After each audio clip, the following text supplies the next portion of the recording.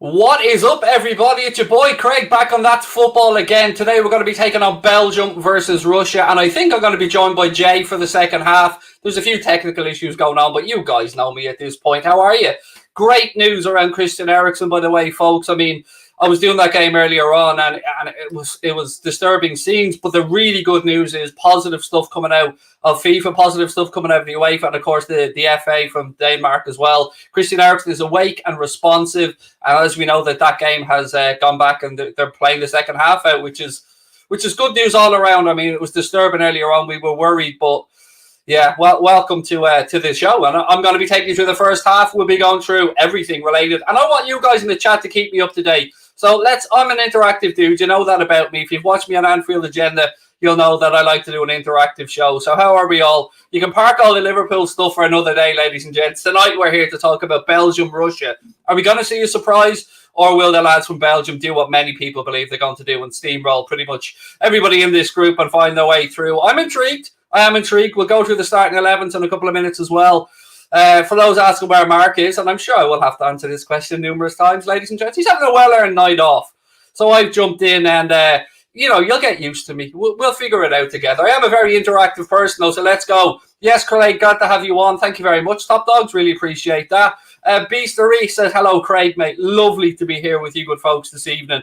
And I was really, really worried about Eriksen earlier on. I was doing a watch-along of that game with Joe, and it was very, I've hosted probably 1,500 streams at this point across various platforms, and never, ever have I experienced what happened there, and never again do I want to experience what happened there. But the good news, as I said, is Christian Eriksen is awake, he's responsive, and that's the most important thing of everything today. I mean, that's just the most important thing, isn't it? A Scouse, no. I mean, surely you guys can park up your hatred of all things Liverpool and just get to know me as a person, because I promise you, I'm a decent dude. You'll get to know me. We'll have some fun. We'll have a little look at the starting lineup, shall we? And obviously we'll start with Belgium. Thibaut Courtois between the sticks. Alderweireld, Boyata and Vertonghen make up the back three. Then it's Castagna, then Donker, Tielemans and Torgan Hazard. Dries Mertens, Romelu Lukaku and Yannick Carrasco. That's the starting 11 for the Belgians.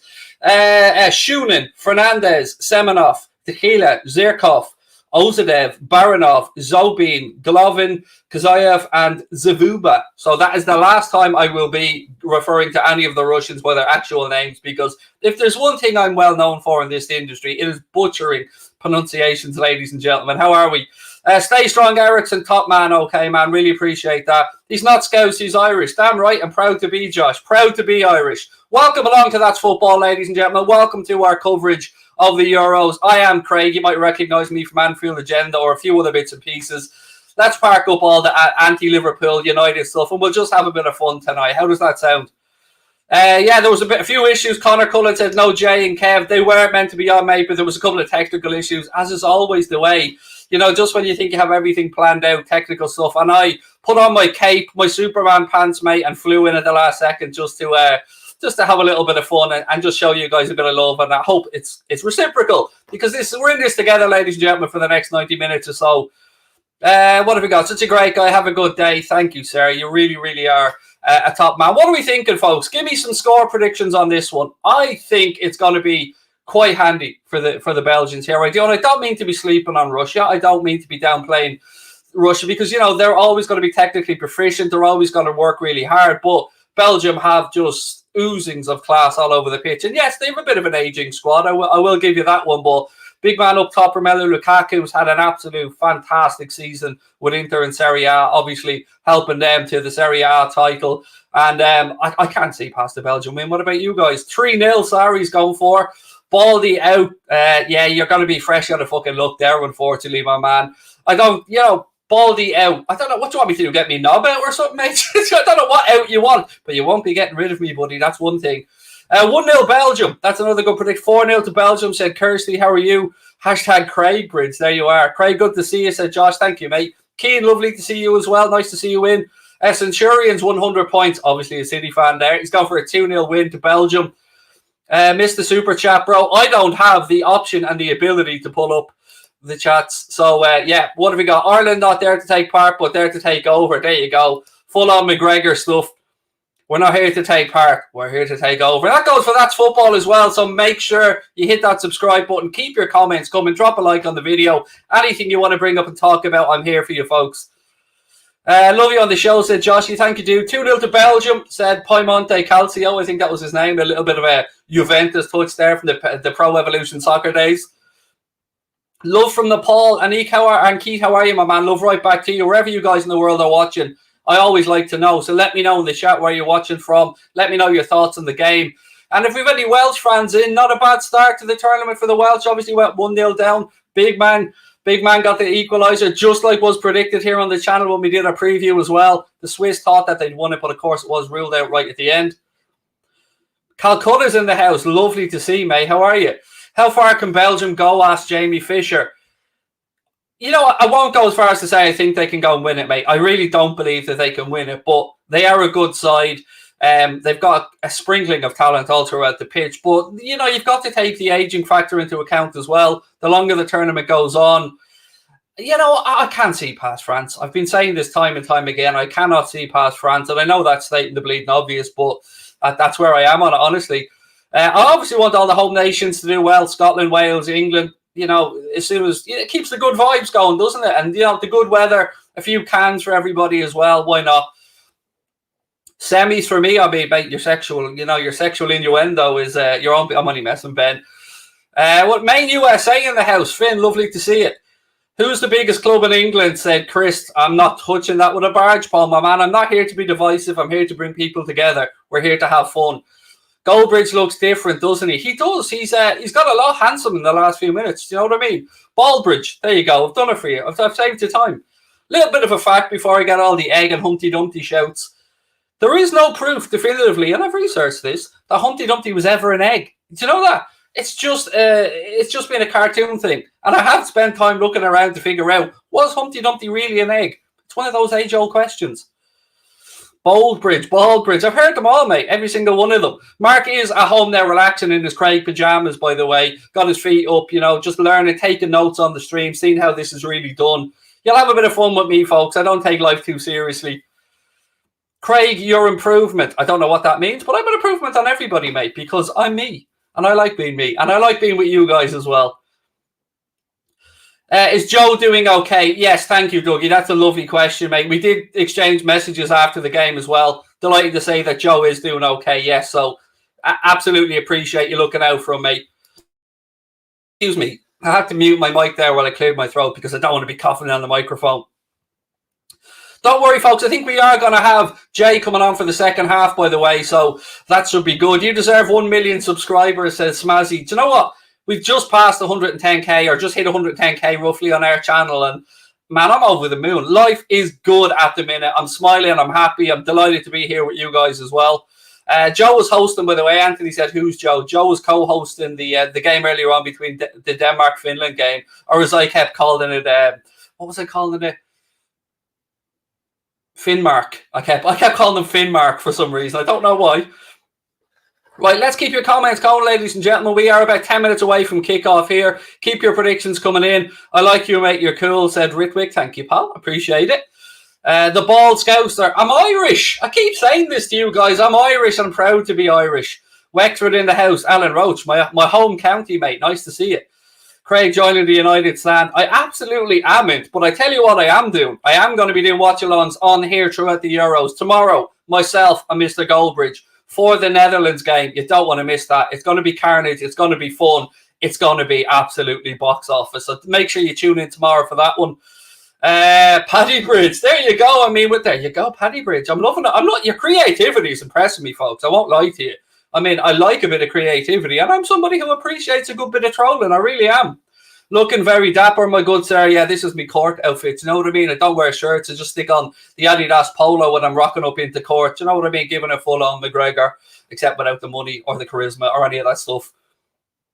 Portsmouth is in the house. Lovely to have you in, my man. Don't forget, folks, hit that subscribe button. Drop a like on the video. Keep your comments coming in. It's going to be great fun tomorrow night, myself and Mark. It really, really is going to be fun. I've been looking forward to this. I mean, I know Mark's really looking forward to it. He was so excited last night that he couldn't sleep. So, you know, I have that from a confirmed source as well. Finally, what the internet needed, what it wanted, me and Goldbridge together. I don't even know if there's going to be talk of any football whatsoever, ladies and gentlemen. It's probably just going to be us two bullying each other for 90 minutes with the occasional goal celebration thrown in. Craig, my friend, you're doing my Poland game. Honestly, buddy, it's one day at a time for me at the minute. I've got stuff to do over my own channel. Obviously, I'll be doing the England game on there tomorrow on Anfield Agenda. I know that's football. I'll be covering it as well. Pray for Eriksen. The good news, again, for those who maybe aren't up to speed on what's happening with Christian Eriksen is that he is alert, he is awake. The game has obviously restarted there as well, the Denmark-Finland game, and it is fantastic news, the news that we'd all hoped and prayed for, really, that Christian Eriksen is alert in hospital, and that is the most important thing today, no matter what else happens. Do I like hurling? I do, mate, but I tell you what, I was far too scared. I was far too much of a pussy as a kid to play it. It is a proper hard man sport, that one. Where do I live in Wexford? Gorey, Keane. It's on ITV. No, it is on ITV. Yes, sorry. It was originally scheduled to be on BBC, but they finished up their coverage of the Denmark game, so it is on ITV for those that are watching. Craig, you are still hurting after the Goldbridge burn from the Euros video. What burn? I didn't receive any burn from Goldbridge. I don't know what content you were watching, mate, but I think I rather held my own rather nicely in that one. So, yeah, Mark will only ever have the one thing to boast of me, and that's that I want to be him. But I have every other thing under the sun because born and raised in Ireland, and the Irish people out there know, we were born getting raised and bullied by our mates. That's just second nature to us. It's all good. Craig Letton from a United fan. Thank you, LLK. I'm doing good, thank you. M4CKD1 as well. Nice to see you in. Verge, how are you, pal? Players are in the tunnel, ladies and gentlemen, getting ready to come out here for what is a cracking game. I mean, any game that involves Belgium usually involves a bit of class. So the Russians as well, never to be underestimated. So let's see how this one gets on. Limerick here as well. Now, again, just a reminder before we get going, just want to let you guys know there won't be a clock on the screen. Don't worry about it. I've got you covered. I'll be keeping you up to date with the time and stuff as well. So if you want to sync stuff up, you're going to have to find an alternative way of doing it. Craig, I've been a big fan of you and Mark. Hope you're well. I'm tickety-boo, as I like to say, Jojo. Tickety-boo, dude. Did I say I live in Gorey? I did, yes, Gavin. I do live in Gorey. What are you doing, said Eric? I'm on here doing bits, mate. Doing bits, as always. You get so much grease, but I can't lie, you're great. Keep it up. Yeah, see, look, I'll be honest with you guys. I understand why I get grief. I'm big and ugly enough to understand it because often at times people see the highlight moments of streams. So they'll see me celebrating a goal or me bantering somebody, and those things get clipped up. They get thrown onto the internet, Twitter, Instagram, all this kind of stuff, and people think that they know you from those couple of moments. But realistically, when you get to know me, they're just the moments where I'm Looney Tunes altogether. But I'm a rational dude most of the time. Right, a couple of super chats to have a look at. Love to see it. Big fan of you, mate. Hate your team, though. I can appreciate that, mate. It's mutual. Which three teams am I supporting? I don't have anyone. I'm just here to enjoy good football by good players. And I tell you what, I said it before, I'll say it again. I'm over the moon to see fans back inside the stadiums. It really is top quality. The notorious Conor McGregor, thank you for that super chat as well, Ritwick. And there's another one here I have to get through. Mark, what happened to your hair? Love you, Craig. Love you too, buddy. And thank you very much. Funny story, I genuinely am bald. My wife hates me with hair, and she says I have teddy bear hair and I look scruffy. So there you go. A lot of I say leash there in the chat as well. I lived in Leash. I lived in Ballylinan for a while at one point, mate. Mark's having a well-earned night off for those who are asking. He is, and look, I know we take the piss out of each other, me and Goldbridge, but honestly, I don't know anyone in the industry that works harder than that man. So you'll always have my respect for that. But don't tell him I said that because he knows I'm going to be bantering the shit out of him tomorrow. You know it, I know it, the world knows it, and I'm looking forward to it. I've been out the back training like Rocky for this stream with Goldbridge. Obviously not doing any physical exercise. That's not going to happen. Look at me. I mean, I'm not a man. I'm a man for a short base of person. You know, I'm not somebody that's going to be running the distance. So I've been trained. I've been out there. I've been getting all the neighbours to come into the back garden and insult me over the wall and stuff, just so I'm ready, just so I'm prepared. What shampoo do you use? I've got a whole collection of answers for that one, mate, but I have to be mindful that this isn't my channel, so I'm going to be careful about what I say. Over an Anfield Agenda, you would be absolutely under a bus right now, dudes, verbally, I promise you, but it ain't my channel, so I'm doing my best to be nice. Craig is a top bloke. You love to see it, mate. You love to see it. Right, what have we got here? Hi, Craig. Really brought light to this platform after today's scenes. Thank you, mate. Really, really kind of you to say that. Much appreciated. Look, it's a pleasure to be on here with you good folks. So wherever in the world you're watching, I hope you're well. I hope the family's all well. I hope the sun is shining, the birds are singing, and you've got a great summer ahead of you. The Euros isn't usually something, I'll be honest with you, folks. You know, I'm not going to lie to you. The Euros isn't usually something that I like to watch. I'm not a massive fan of international football, but I'm all in. I'm all in on this tournament for some reason, even though obviously the great Irish aren't involved in it. I'm really looking forward to it. Feels like ages ago since the season ended as well.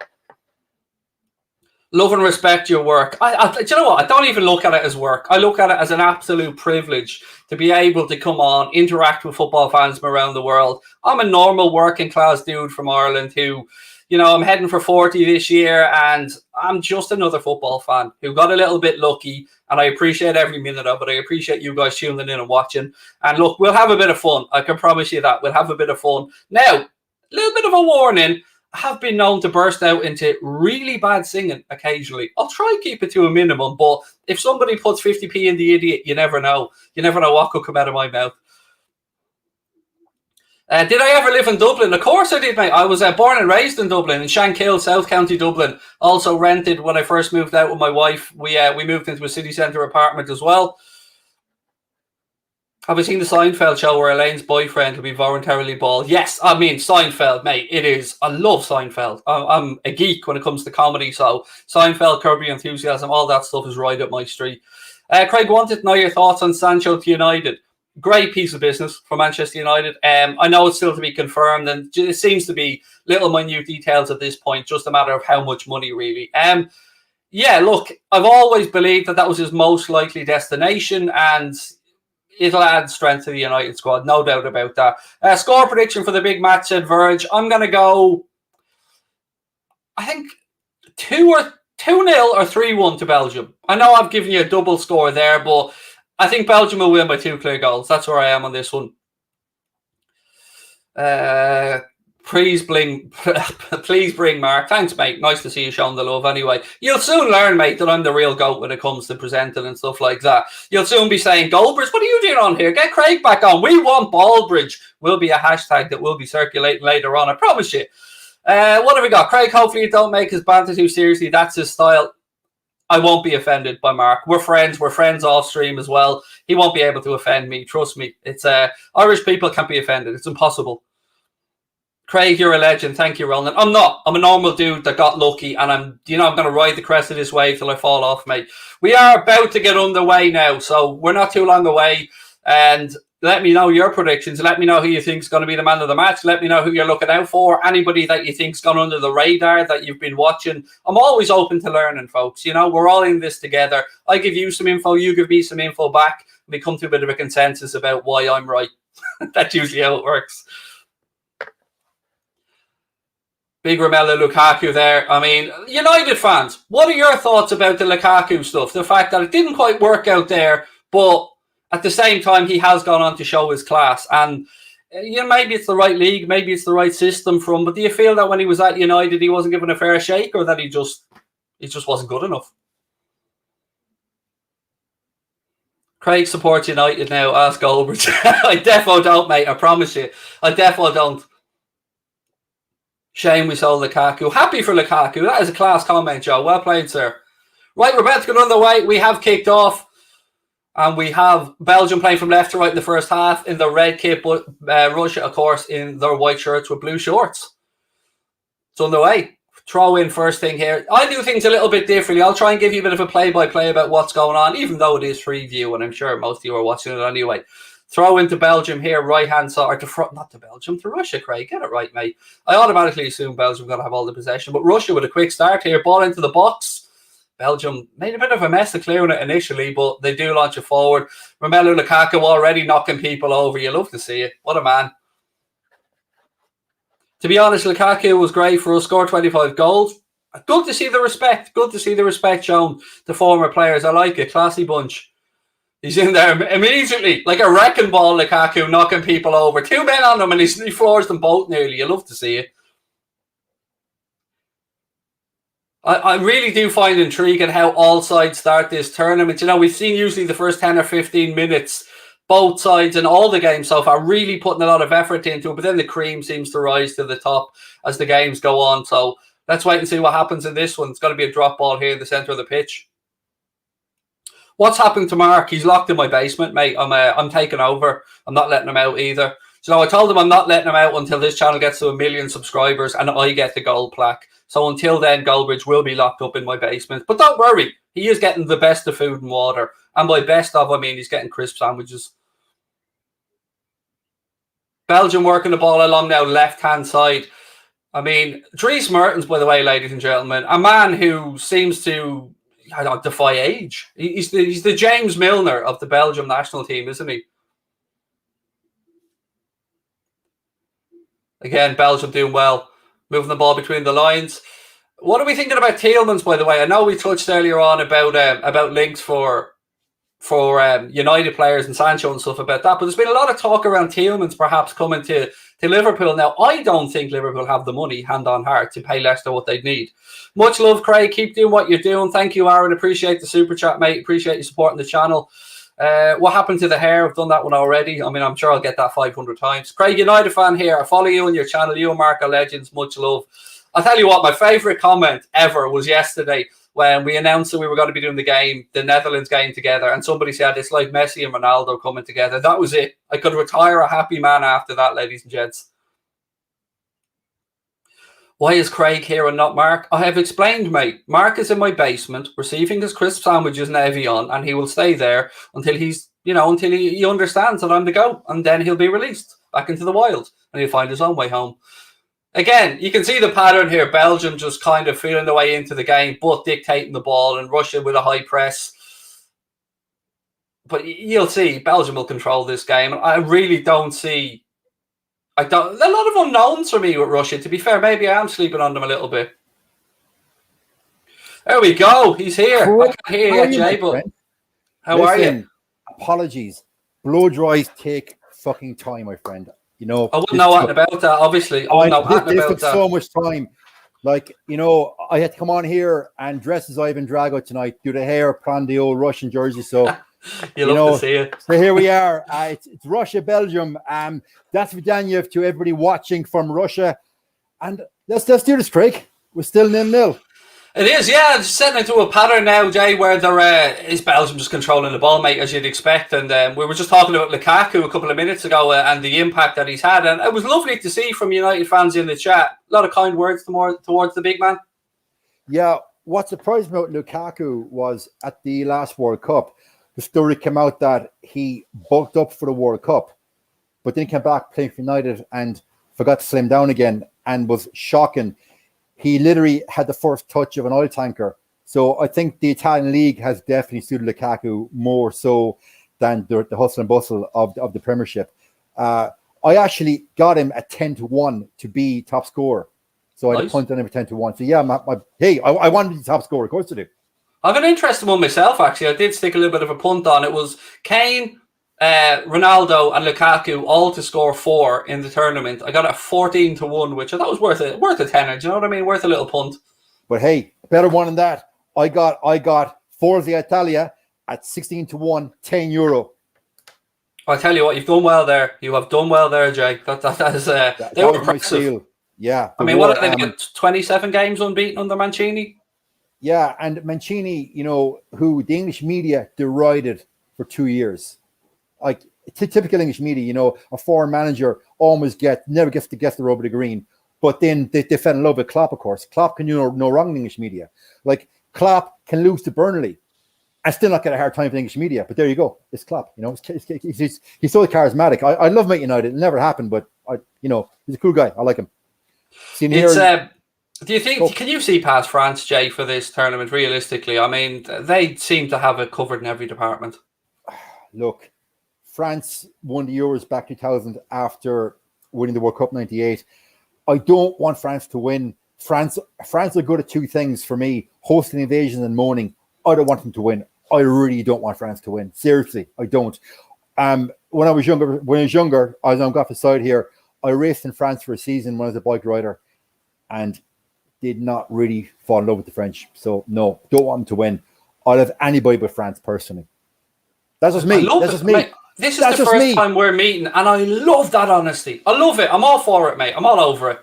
It's the Irish, man. We can't hold back. We can't hold back. We're taking over this channel, by the way. Have you noticed that? We're taking it over. Me, you, Joe. It's nothing but Irish on here. Obviously, we've nothing else to be doing during the Euros.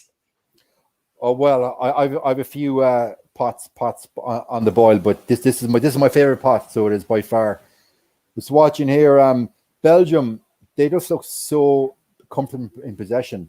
I think was about 12 years ago, the Belgian system, they changed their philosophy to just literally possession football, and they've developed this quote unquote golden generation. What I think is time for this golden generation to finally step up and actually win something. Can they win this Euros? I don't know. I think defensively, I think midfield and going forward, Belgium can take on anybody in the world. But defensively, I think that defense. What's the average age of centre halves? About 75 years of age. I think 75.4. Yeah, I think you're right. 75. It's about 75. Like I'm probably the only person that go into that defense and actually add to the actual age profile. Yeah, I think as the tournament goes on, and when they come across the pacier sides, I think they'll be in trouble. Corner kick here. Can the Russian Bear knock it in? I think you might be a little bit behind me on this one. It's that's being cleared. We're okay. Just out of interest, so I'm at 740. Okay, I'm at 709. So it's going to be fun. There you go. I get the glory of the goal celebrations. So cover your ears, Jay, because I tell you, I'm going to get loud, mate. The super chat here from Thomas Rogiliax. If I'm pronouncing it correctly, Thomas, forgive me if I haven't. Germany to win and Werner top scorer, 100-1. Timo is different player playing for Germany. You're both Irish legends. Should do England game tomorrow. Will that be some crack? I'll be doing it on Anfield Agenda actually tomorrow. I'll be on my own channel doing that one, and it will be fun. As you know, you know what to expect. You'd be the same yourself, Jay. Nothing but banter. Craig, is football coming home? It definitely is not, sir. It most definitely is not. It could do under a different manager, I believe. Yeah, he's got an embarrassment of riches going forward, and in obviously in midfield. But you know, John Stone's been a stalwart centre back, and then Harry Maguire, who probably plays his best football for England because he certainly has done it at United, in my humble opinion.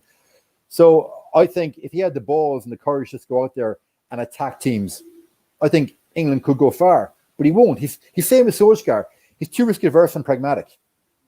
Yeah, if you look at we were saying this earlier on as well, if you look at the talent, I mean, you mentioned the phrase golden generation, and that's been labelled at a lot of England players over the years. But right now, in my lifetime, I can't remember an embarrassment of attacking riches like England currently have. No, because if you look back in the day, my first World Cup that I can remember as a child was the '86 World Cup when you got Johnny Barnes, you'd Lineker getting the golden boot. And I grew up, because, you know, being Irish, you have to support someone in a World Cup. And I grew up supporting England World Cups. And I'm not ashamed to say it. Obviously, when we got the success of our own. Goal! Who's off already, ladies and gentlemen. It didn't take the big man long. There you go. Romelu Lukaku doing bits in the Euros. 9 minutes into the game, and the score has been opened. Here we go. I'll talk you through a ball into the box. He's offside and it won't count. Unless he was offside from the initial ball in, so I imagine this is getting ruled out. Of course it is. VAR, the gift keeps on giving. Now, it did touch the defender, but touch the defender last, but Lukaku was certainly offside. It was a great finish, Jay. Yeah, it was a great finish. He looks like he's down about 10 kilos when he plays for United. Like, he actually, for me, that's the first time I've seen Lukaku actually demonstrate a first touch, some control, followed by a finesse shot. That's actually why taking goal. But yeah, he's a mile off. He's a mile off. Yeah, I don't know why they're taking so long. Yeah, that's been given. It must be because it touched the defender last. Now, hang on here. Okay, hang on now. When the initial ball was played in, he was clearly in an offside position. Now, I do understand it touched the defender before it got to Lukaku, Jay, but, you know, we're old school, mate. That you know, back in our day, that wasn't even a questionable when that was offside. Yeah, I'm looking at here the replays. It's a stonewall offside, but the rules of the game have changed, and not for the better. That's Stonewall offside for me. But hey, it's Belgium 1, Russia 0. Look, the old adage, the Russian bear is never beaten. Got to the quarterfinal of the last World Cup, so it's 1-0. It's early doors, and if you're going to go down to a team like Belgium, you want it to happen early. Russia are not out of this game. They'll fight to the dying death, no question about it. It could open a game up a little bit. I mean, sometimes you see an early goal dulls down a game, but I don't think it's the case. And one thing I was saying earlier on, Jay, is with the way the groups are and the best played, a lot of the best played third teams getting through, goal difference could be a big factor in this tournament, particularly at the group stages, obviously. Yeah, massively so. Can you imagine if Ireland were in this? Have we gotten by? Was it Slovenia or Slovakia? I've forgotten who the hell knocked us out. But we will be that jammy bugger team that on the third game needed to eke out a 1-1 draw to get third place and would be in the next round. We were almost that team. We'll just do enough to get by. I'm still baffled. I know the rule, it touched the defender, but when the ball left to be crossed in, Lukaku was offside. Now, it touched the defender, obviously, in county. I'm still a bit confused.com about. I missed as well. It's. I don't get it. I don't get it. But maybe it's our old school brains and mindsets that an offside in our book now, vis-a-vis, you've seen the Premiership all season when a player's literally his boot is offside or his arm is called as an offside, whereas back in the day it'd be a Stonewall goal. But there you go. Sometimes change is fantastic in sport, but the way the rules of the game have gone now, I'm personally not for it. But again, I'm probably showing my age here. Oh yeah, we're definitely adding a little bit of boomerification to the channel, both of us, definitely. Russia on the attack here, and they've got themselves a corner. Another chance to get a delivery in from the left-hand side. It's looking as well at the Russian lads. They look to be the front two look physically bigger than the centre backs with Belgium. I think Russia's best chance is going to come with set pieces for me. But they've certainly got a good opportunity from one here, and let's see if they can get the deliveries key here. There's nothing more frustrating than it not clearing the first man. Here we go. Ball in. Oh, they got a connection. I tell you what, Courtois had to make the save. There you go. Determination, as you were saying, Jay. You picked up on it earlier on. They'll keep fighting, and he wanted that ball, mate. He wanted to get on the end of that. But that's just part of the Russian mindset. That comes obviously back from the time of the old Soviet Union. Like, they would test kids at 12 years of age, biomechanics, physiology, and see what sport would a 12-year-old best excel at. And they were put into a sports school at 12, given their education, and it was a case of throw enough eggs at the wall and the eggs don't break. They're the kids that become your world champions and Olympic athletes going forward. And that was the Russian system, and it still is to this day. I know a lot of people would probably think, that's terrible, testing kids at 12, but what they're doing was effective. It was about winning world championships and winning Olympic gold medals across a whole host of sports. Mark is bald now, somebody said in the chat. No, I made it very clear earlier on. He's locked in my basement, and he'll be removed from the basement when he's a good boy. And until then, he shall stay. So is it a case of bring out the gimp? Something like that. I go down and feed him a potato sandwich and give him a bottle of water every now and again. God, you can't beat a potato sandwich. We're showing our Irishness here. You just say a potato sandwich? God, yes. Well, I don't eat bread. Well, I tell you what, you can see by the two of us that one of us eats a lot of bread and the other one actually cares about his physique and tries to live a healthy lifestyle. Look, Craig, my man, the main thing is that, you're one, should be happy with life. I'm happy doing my thing. You're happy doing yours, and that's all that matters. Isn't that true? Absolutely. That's a great outlook. I absolutely agree on that. Another chance there for Russia. Jay just couldn't make the connection, didn't really get a good strike on it. I tell you, Russia, they would have put balls in the box. If I was a defender for Belgium, I'd be shitting myself. I just said it there 5 minutes ago. Russia aren't out of this. They're actually going in confidence. They're now knocking the ball around with great poise and confidence. Russia are going to score before half-time. You heard it here first. I love a bold prediction, mate. I love it. Well played. Well played. Right, let's have a little look in the chat and see how everybody's going. A lot of people saying Jay in the Matrix. I think this is what happens in the world of green screens and stuff occasionally, folks. The technology isn't there yet. Guys, Mark can't do every single watch line. That's one point I wanted to make, Jay. I know some people tune in, they're a little bit disappointed not to see Mark here, but he does work harder than anybody else I know in this industry, and he deserves a night out and a night off every now and again. So we're here to step in and give him that well-deserved night off. Yeah, I agree 100%. Mark, look, he's a great guy. He's got young children. He deserves a night off. And like us all, you've got a wife, you've got children or a partner.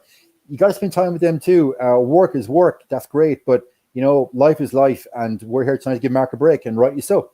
Life is life. Na, na, na, na, na. I told you, folks, put 50p in the idiot and I'm going to start singing. Very badly, though, Jay. Very badly. I mean, my missus cringes are upstairs in the house. My wife, when she hears me singing on my own streams downstairs. What I always say to people, the more you drink, the better I sound. So rack them up and get doubles. I sound like Frank Sinatra. I want to be. I feel like I need to apologise here. I mean, I'm the black sheep of Ireland. I don't drink, believe it or not. Okay. You don't drink. You are literally a unicorn among men.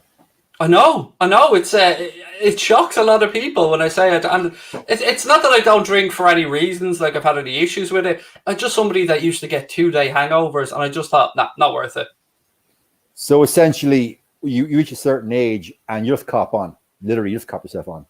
That's pretty much it. Children come into the world, and you realise that getting woken up at 7 o'clock with a banging hangover is not a good fit. Lukaku through here. What good challenge, but my God, what a run that was in the big. Here we go. And now pulls it back and couldn't make the connection. But Lukaku again shown his quality there, and as you said, shown that little bit of weight that he's dropped, a bit of extra pace, it's made a huge difference. Because Lukaku, for me, he was never a speedster. He was never like a God. I use the phrase Dan James, who I don't rate, but the guy can sprint. But Lukaku, that weight loss has done the power of good.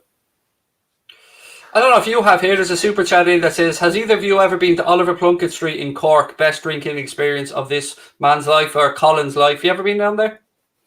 I actually was in Cork, or Cork, as they say down the fillet of Munster, down in the People's Republic of Cork. I was there for work on Wednesday, and I wasn't in that particular street, but I am familiar with the establishments down there. And I just say about Cork, some of the friendliest people in Ireland. If you are going to go to Ireland, definitely go down south. You might need subtitles going to Kerry, because God knows what the fuck they're speaking in Kerry. But yeah, Cork, I recommend Cork, definitely. You langer. Yeah, you got to love yes, you're spot on. It's a beautiful country. It's a small country, but there's a lot of different aspects in every part of it. A lot of beauty to be seen in our magnificent little island. Welcome to Fáilte Ireland stream here, ladies and gentlemen. Actually, if there's anybody from Fáilte Ireland watching, drop me a DM. I'm open to offers. I have to get out there, Look, I have the hair, I have the face, I have cheekbones, so if Fáilte Ireland want to hook me up with a promo on RT, I'm game for it. I could do a before and after picture. Do you know what I mean? I could be the before. For you, obviously, but for someone.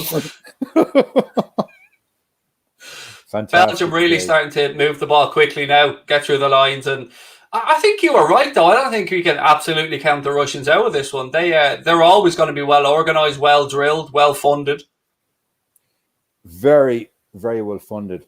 And if anybody wants to watch a documentary on Russian sport, watch Icarus on Netflix. Amazing. I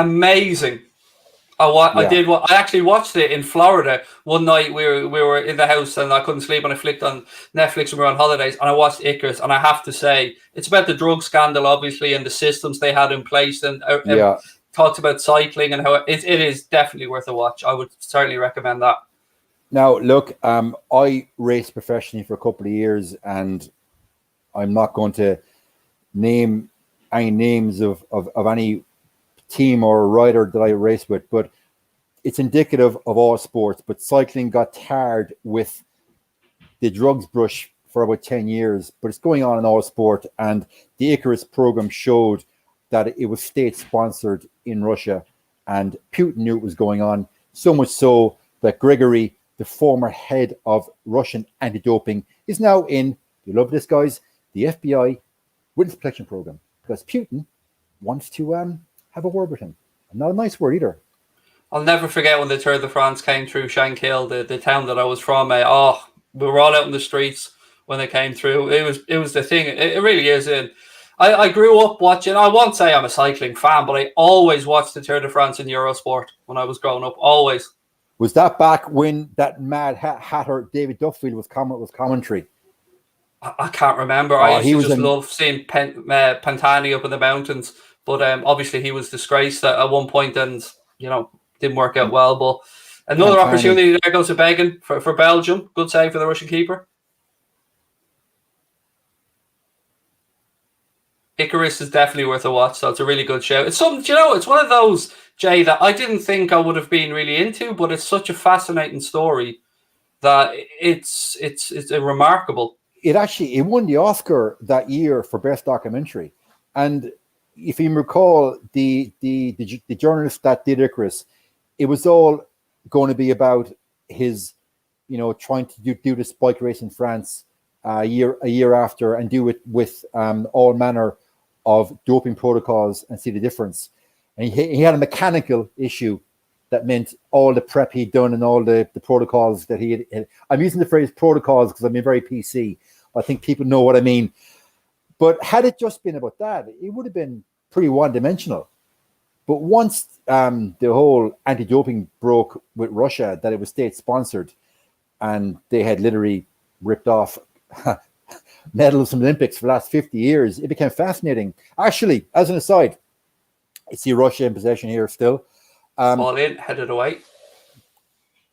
Do you know the most famous Irishman that went to Russia and beat Russians in their own backyard? And no, it wasn't Richard Dunn.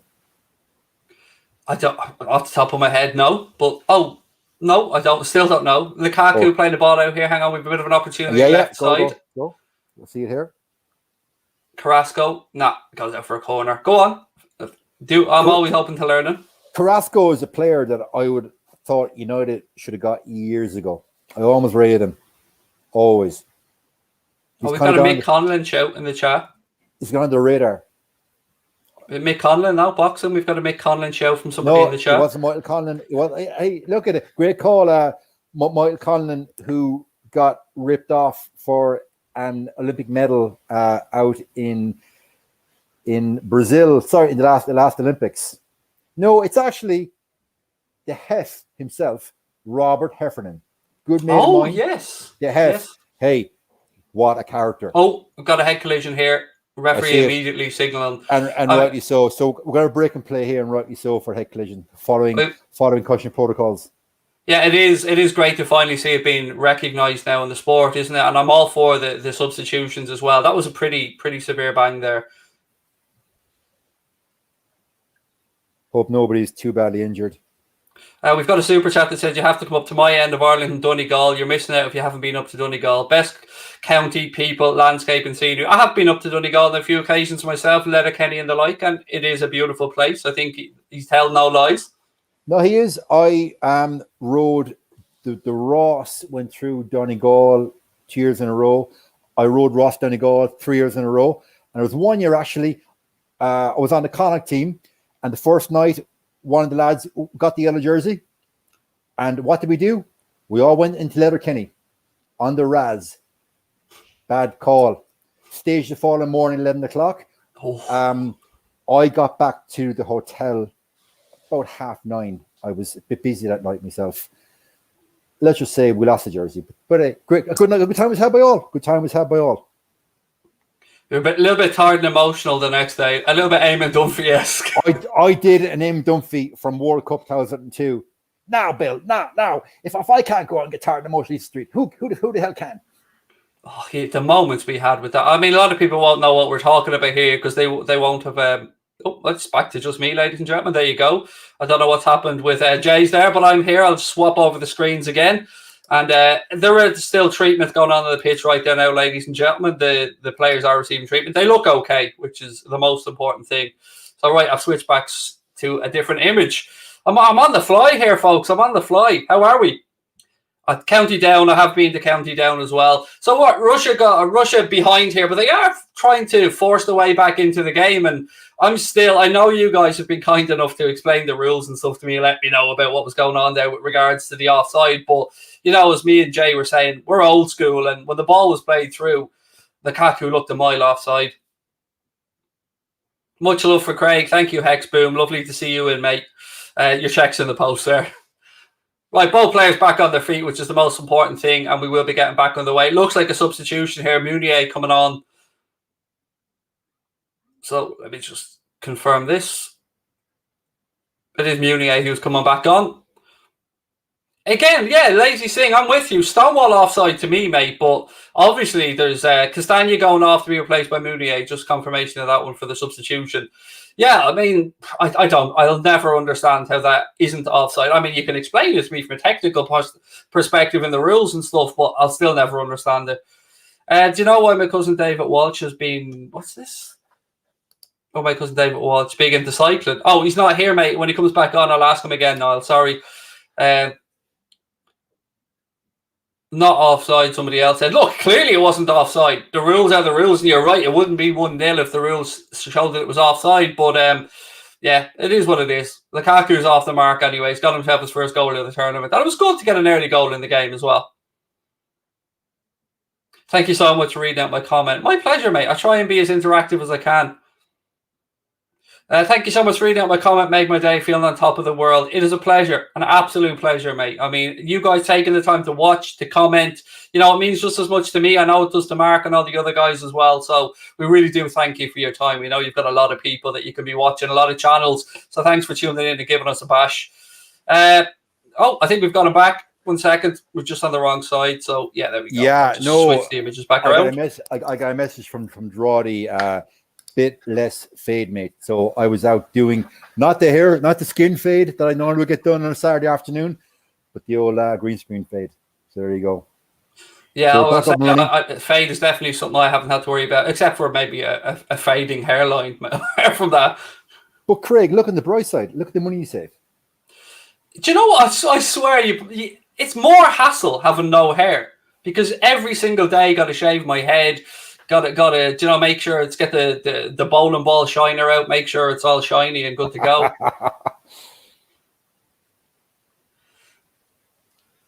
There was a substitution there, by the way. Meunier came on, Jay, just as you were off. I can't for the life of me now remember who he came on for. Super chat here from Yensk 1102. Looks like I think is it Norway, if not mistaken. Jay, how long before Liverpool win the league again? Well, you're asking me a question of Liverpool. If it was my choice, I'd say 30 years, but that's not going to happen. So I'm going to refer the question to my colleague Craig. Craig, how long before Liverpool win the league again? You know what?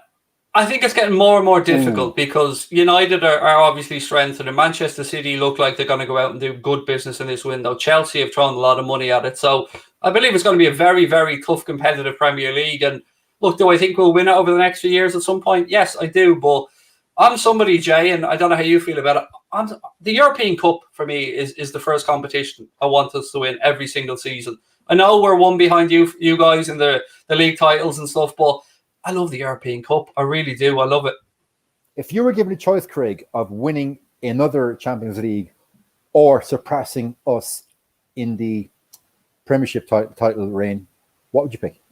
Surpassing now. So you're giving me two Premier Leagues. You have a choice, right? You can win Champions League and win nothing for 5 years, or you can win 2 Premier League titles, surpass us, and win nothing for 5 years. What do you pick? On behalf of all my fellow Liverpool fans around the world, I'd have to take your 2 league titles. I'd have to. I mean, I couldn't sleep at night with a good conscience knowing I answered any differently. It's I would go with that one. I mean, you put me on the spot, mate, but I love it. I love it. I love it. As a Liverpool fan, Chelsea with Haaland would be scary. Yeah, I mean, another injury here, Jay. You've got another player down. Are we both agreed that it's most likely that Harry Kane will end up at City if he's to go anywhere? If he goes to City, it's a case of last one out, turn off the lights. Yeah, and do you know what's even more worrying is you see them trying to maybe move on the likes of Silva and Sterling, and it looks like they could be making a move for Grealish, who I know I've always had a feeling would end up at you guys, actually, if I'm being honest. I think I've said it on the show many times that the worst thing Jack Grealish did last season was keep Villa up, because he literally priced it out of the market. Now he's going to go for 80 million, whereas if it's the reports we believe, a deal was possibly done for 40, but of course Villa stayed up, and the rest is history. I love Man United. Question I'm asked very regularly by people on Twitter and Instagram: would I pick Pogba or Grealish? For me, that's rhetorical. I pick Grealish twice a day and 5 times on Sunday. I think he offers you far more than Paul Pogba would, in my opinion. I'm probably Absolutely. going to get slated now in the comments here.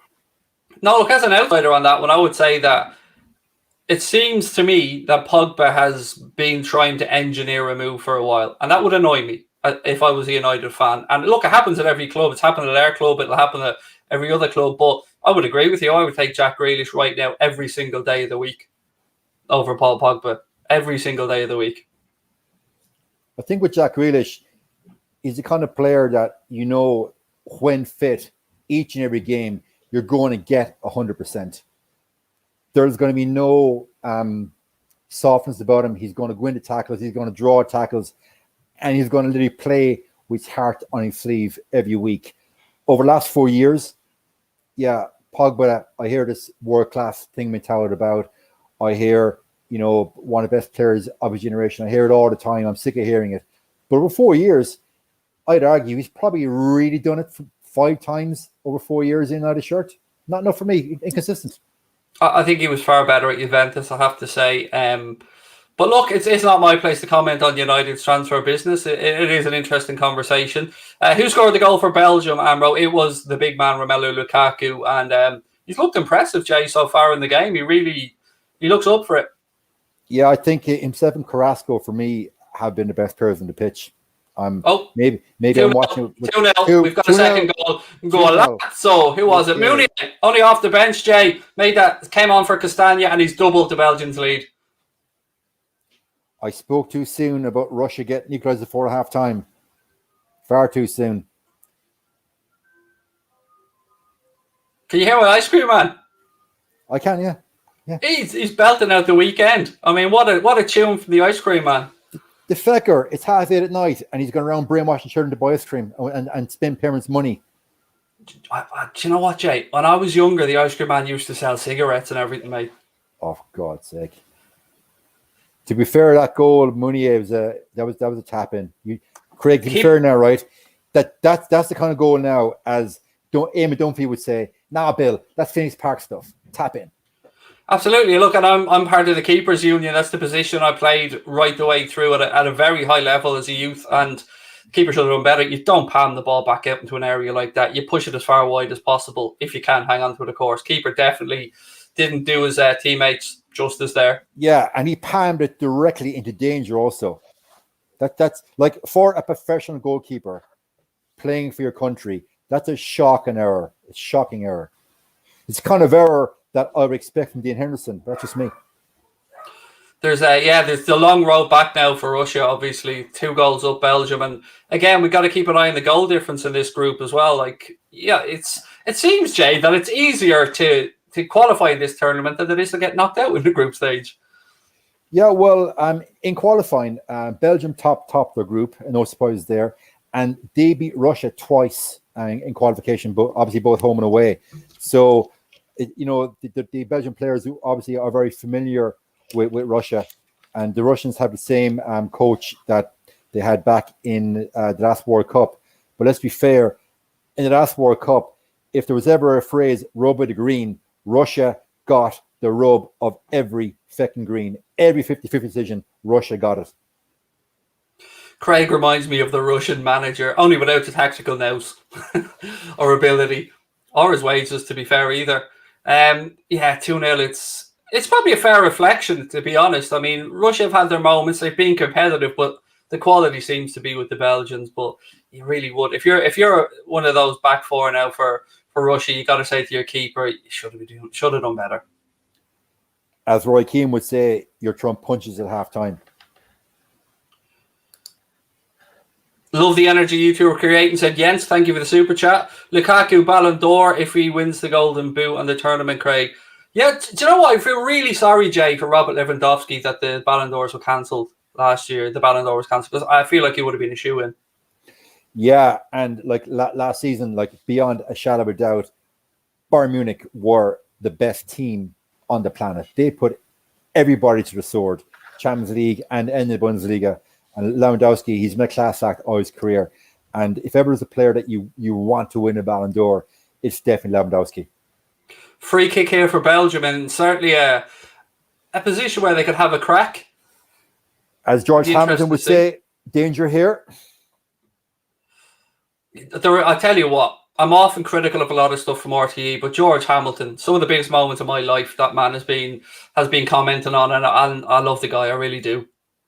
Timofte against Bonner. The very thought that just went through my head, the very thought, the nation holds its breath. We're there! Yeah.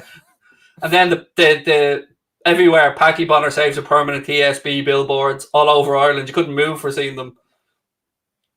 Imagine the amount of women that woke up in Ireland the following morning with a 9-1 present.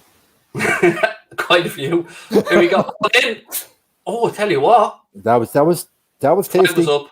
Yeah. Flag was up there, though. I think he was. They seem to be winning every set piece aerially, Russia. I know this one it was off, but they do seem to be fairly commanding in the air. I said it. If they're going to score, it will be from a set piece. They're bigger, stronger. They're just bigger lads.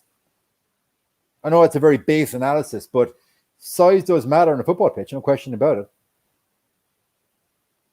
We've about 8 minutes and change to go here, folks, before the first half comes to an end. So get your comments ready. Myself and Jay will go through them, have a bit of fun with you guys at half time and see how you're feeling about the game and, of course, the tournament as a whole. What was your take on the Wales performance earlier on? Did you get a chance to watch it? Didn't watch it because to be honest with you, I was training and nothing gets in between my training and I. Yeah, same as myself. Like I'm not going to bluff and say I watched the game and I didn't watch the game. Yeah, I'm just saying nothing. I run half marathons every day. Sorry, I meant I ate half a Snickers. Sorry, I got confused there for a second. I was going old school. Jesus, I missed them. I had one over 20 years ago. I missed them. Are they still as nice? They are, yes. I won't lie, mate. I won't lie. I've had my fair share. Do you know what? If you're ever, I know you're obviously a man that counts your carbs and your calorie intake and stuff, but if you want to treat yourself to a bag of crisps, Kyo's, the finest Irish crisp you will ever have in your life. Not Tato's. No, these are next level. Are Kyo's better than Tato's? Oh, they certainly are. I'll tell you how great they are. They have a spud nav on the back of them, which tells you what field they were grown in, who cooked them, what variety of potato they are. Oh, that's something special. They really are. They were. I've been pestering them for ages to let me to go out, and they've actually given me some stuff to give to YouTubers before. I've sent Jack made over a hamper of Kyo's crisps and stuff. I feel like they're unofficial spokesperson at this point. They're doing God's work. They really are. Grow spuds as well from the farm out in Swords.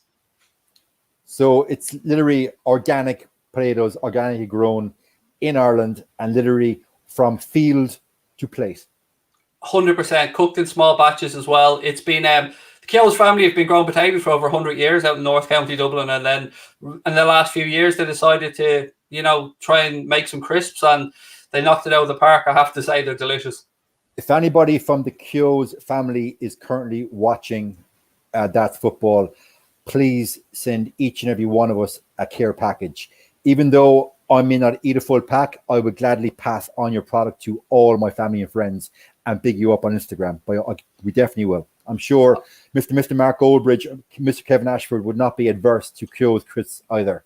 They send me out. They actually do send me out care packages every now and again. To be fair, and I've even brought them over to Florida when we've been visiting people to share the Keogh's love. They are available in some parts of the UK, by the way. Penalty shout there, Jay. What do you think? Okay, no, dubious penalty. If that's a penalty, the game's gone soft.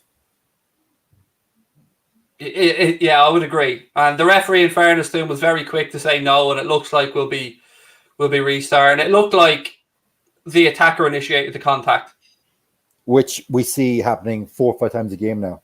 As soon as the attacker, you've seen it 1,000 times, Craig, Once they're in or near the box and in possession, they're looking for a slightest touch to literally fall over. Yep, it's again, it's a you can call it clever, you can call it cheating, but it is a part of modern football. Unfortunately, I don't like the way it's becoming almost a non-contact sport. But the very fact the referee is ruling it out, he should be booking the player for initiation and for simulation. The referees need to start booking players for it, and they're not. Lovely ball that from Tillmans into Carrasco here down the left channel. I'm more impressed with Belgium than I thought it was going to be, Jay. I thought they might be a little bit stale, obviously one of the older teams in the tournament, but they've come out of the blocks quick tonight. Craig, let's be fair, nothing beats experience. Now, that going forward in the tournament, that back four will cost them, and I do stand by that point. When they play a France or a Portugal or possibly even England, that back four will cost them. But they're looking tasty against Russia. But I still fancy Russia to score from set piece. I think, going back to England for a second, I actually think that Pickford will be the reason that England go out. I think, I said this to Mark as well, no anti-Everton or anti-English bias. I think that he thinks he's a commanding keeper, and he isn't. He's an excellent shot stopper. His positional sense is quite good, but he comes for some balls he should never be coming for, in my opinion. And also, after what he did to Van Dijk, he should get a 6-month ban. But the referee hadn't the balls to send him off. That's just me. And I'm a United fan saying that. Yeah, it was tough to take. I would never accuse a player of doing that intentionally, but the officiating on the day definitely left a lot to be desired. Craig, I'm not saying it was intentional by such an imagination, but that horrendous foul to go unchecked by the match official is gross incompetence on behalf of the match official. And I don't care if it's Man City playing or it's United or Liverpool or whoever, that should not be allowed to go and check the football pitch. And as a net result, that for you, obviously for you, that was tipping point for the entire season. And who knows where you guys would have finished up had that incident not happened. And it went unchecked, and that didn't sit well with me. You know what though? It was horrible. The season didn't pan out well, but that moment when Alisson scored that header, I've never released emotion like that. It was for him, just for him and what he'd been through with his dad and stuff as well. It was a wonderful moment. And who doesn't love a keeper scoring in a game, to be fair? It's always special. Oh, it's a rarity. Craig, are you married by any chance? I am, yes. I'm married. I'm married. I'm with my missus 20 years and we're married 14 this year. Well, your wife now is going to clip that up. I've never released emotion like that after keeper scoring a goal, and you a married man. Your wife is going to love that statement. I'll tell you, my Seriously, wife. She's going to love that, mate. Some of the stuff she pops into my chat on my live streams all the time, and she's good. She's good fun. She's far too good for me, mate, as most wives usually are. But as they say, I wouldn't be able to do this without her support, and she's been my rock. She really has. So I'm trying to get myself off the sofa here, Jay.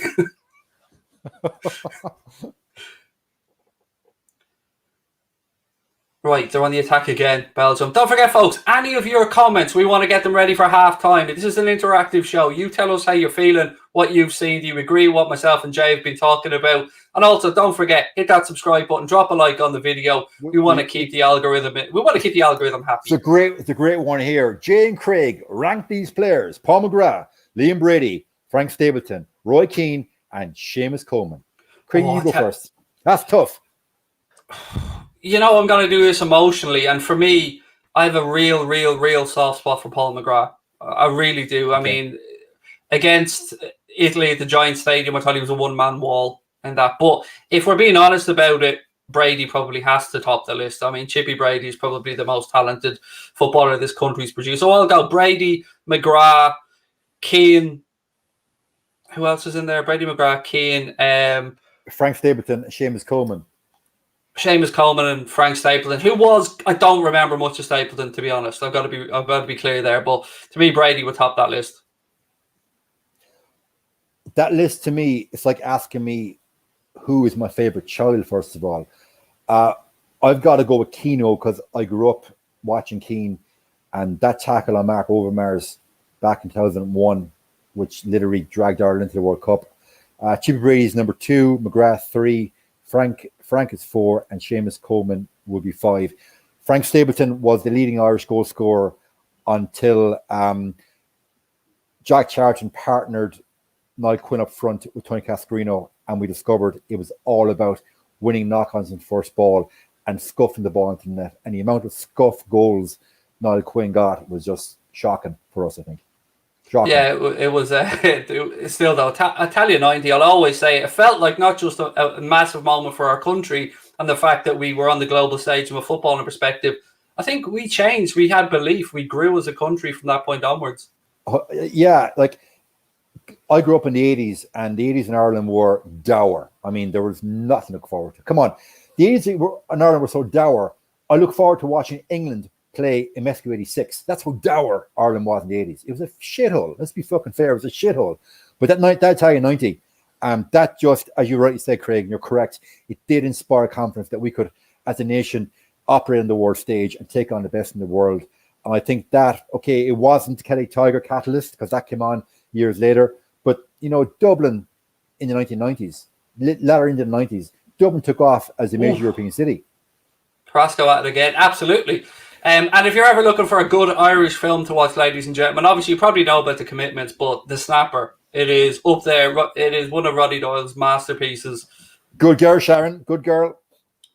If you know, you know. If you know, you know. We say no There you more. go, Sharon. Get yourself some sweeties. I mean, a couple of drinks. He gave her £10. Was it Irish Centre? He gave her £10. She having a child. That was A1, Sharon. That was A1. Yeah, it's a case of if you know, you know. So we're not going to spoil the movie for you. But yeah, it's different. It's brilliant. It's Irish comedy and Irish wit, I think, at its best. It really is fantastic. Definitely worth a watch. It's a bit old now. I mean, we're showing our age here, but it still stands up, I think, Jay. Yeah, it does. I watched Commitments there about a month ago, and Jesus, Dublin has come on. I mean, it's like a different world now, Dublin, vis-a-vis when Commitments was made. Different world.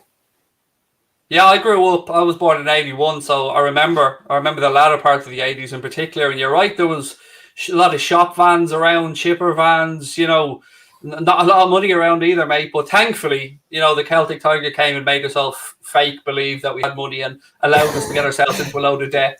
Yeah, and then we bought 2 houses and 2 cars.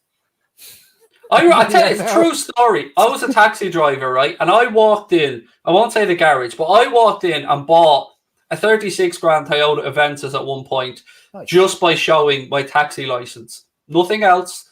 Did a credit approved, bang, like that. They couldn't give you money quick enough.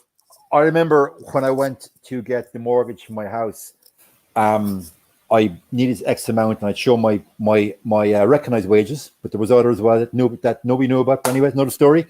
And I was sitting there, and he says to me, "Would you not take on another 100 grand and buy a property in Spain?" And the guy knew me. He actually knew me. He wasn't a mate, but he knew me. Come on, I'll give you another 100 grand. You can buy something in Spain. Thank God I didn't. Half time, by the way, folks. Half time of the game. Yeah, thank God you didn't indeed, mate. I mean, I know friends who bought up in Sandyford and stuff, and 650 for a 3-bed house and sitting in negative equity with a huge mortgage around their neck for 30 years. I know other people who put the keys through the letterbox and went to Australia as well. Craig, do you want to go and have a drink or a natural break first? No, I'm good, man. I never break streams. I'm like a camel like that. I'm all good. Well, we better have a chat with the people in the live comments. Like, Craig and I are so overwhelmed. Here we are tonight watching the game. Craig and I have never met. It's the first time we've interacted. And we've all you people sending in messages in the free seats. So it is quite overwhelming, Craig. Yeah, it is. I mean, the chat moves quick on this channel. It certainly does. It's hard to keep up. Cove, the best town in Ireland. Somebody else is saying beer here. If you were to have a beer, I don't know if you're a drinker or not, Jay, but what would be your go-to? I always find this one interesting. I don't do beer because beer is full of gluten and a lot of crap. I don't do beer. I am probably the only Irishman who doesn't drink beer and doesn't drink Guinness. I'm a wine connoisseur. Wine is my thing. So I do like a nice Rioja, I have to say. I don't mind a glass of Rioja. You can't go wrong with any of the Riojas from Andalusia or from Catalonia. They're the best region in Spain. You will get some from the Basque Country, but they're a little bit bitter. So anything Andalusia or Catalonia, you can't go wrong. Somebody said thoughts on Mullingar. Well, apart from Joe Dolan, which comes into our old head. Now, youngsters will be thinking of your man from One Direction, but not us oldsters. My missus' parents had a mobile on Lough Ennell, so every weekend for as long as I've been gone out with my missus, they were down there. So I have a lot of time for Mullingar. You spend much time down there yourself, Jay? I think the Ross may have went through Mullingar 1 year, and we may have flown through a 50k an hour. That's the only memory of Mullingar. Is it coming home? Somebody wants to know. I mean, I think the squad's capable of it, but I really do feel that under Southgate, it's not coming home. Are you giving England any sniff in this tournament of actually going all the way? Look, Craig, I got to be very honest here. I'm not one of these Irish football fans that watches Premiership week in, week out, and then when England play, all of a sudden puts hate in England. I'm not. I've got no problem with England having a great tournament. I want them to have a good tournament because it's the players I watch every week. It's the players that I know. I don't think Southgate is a better manager who is prepared to go on attack and take the shackles off.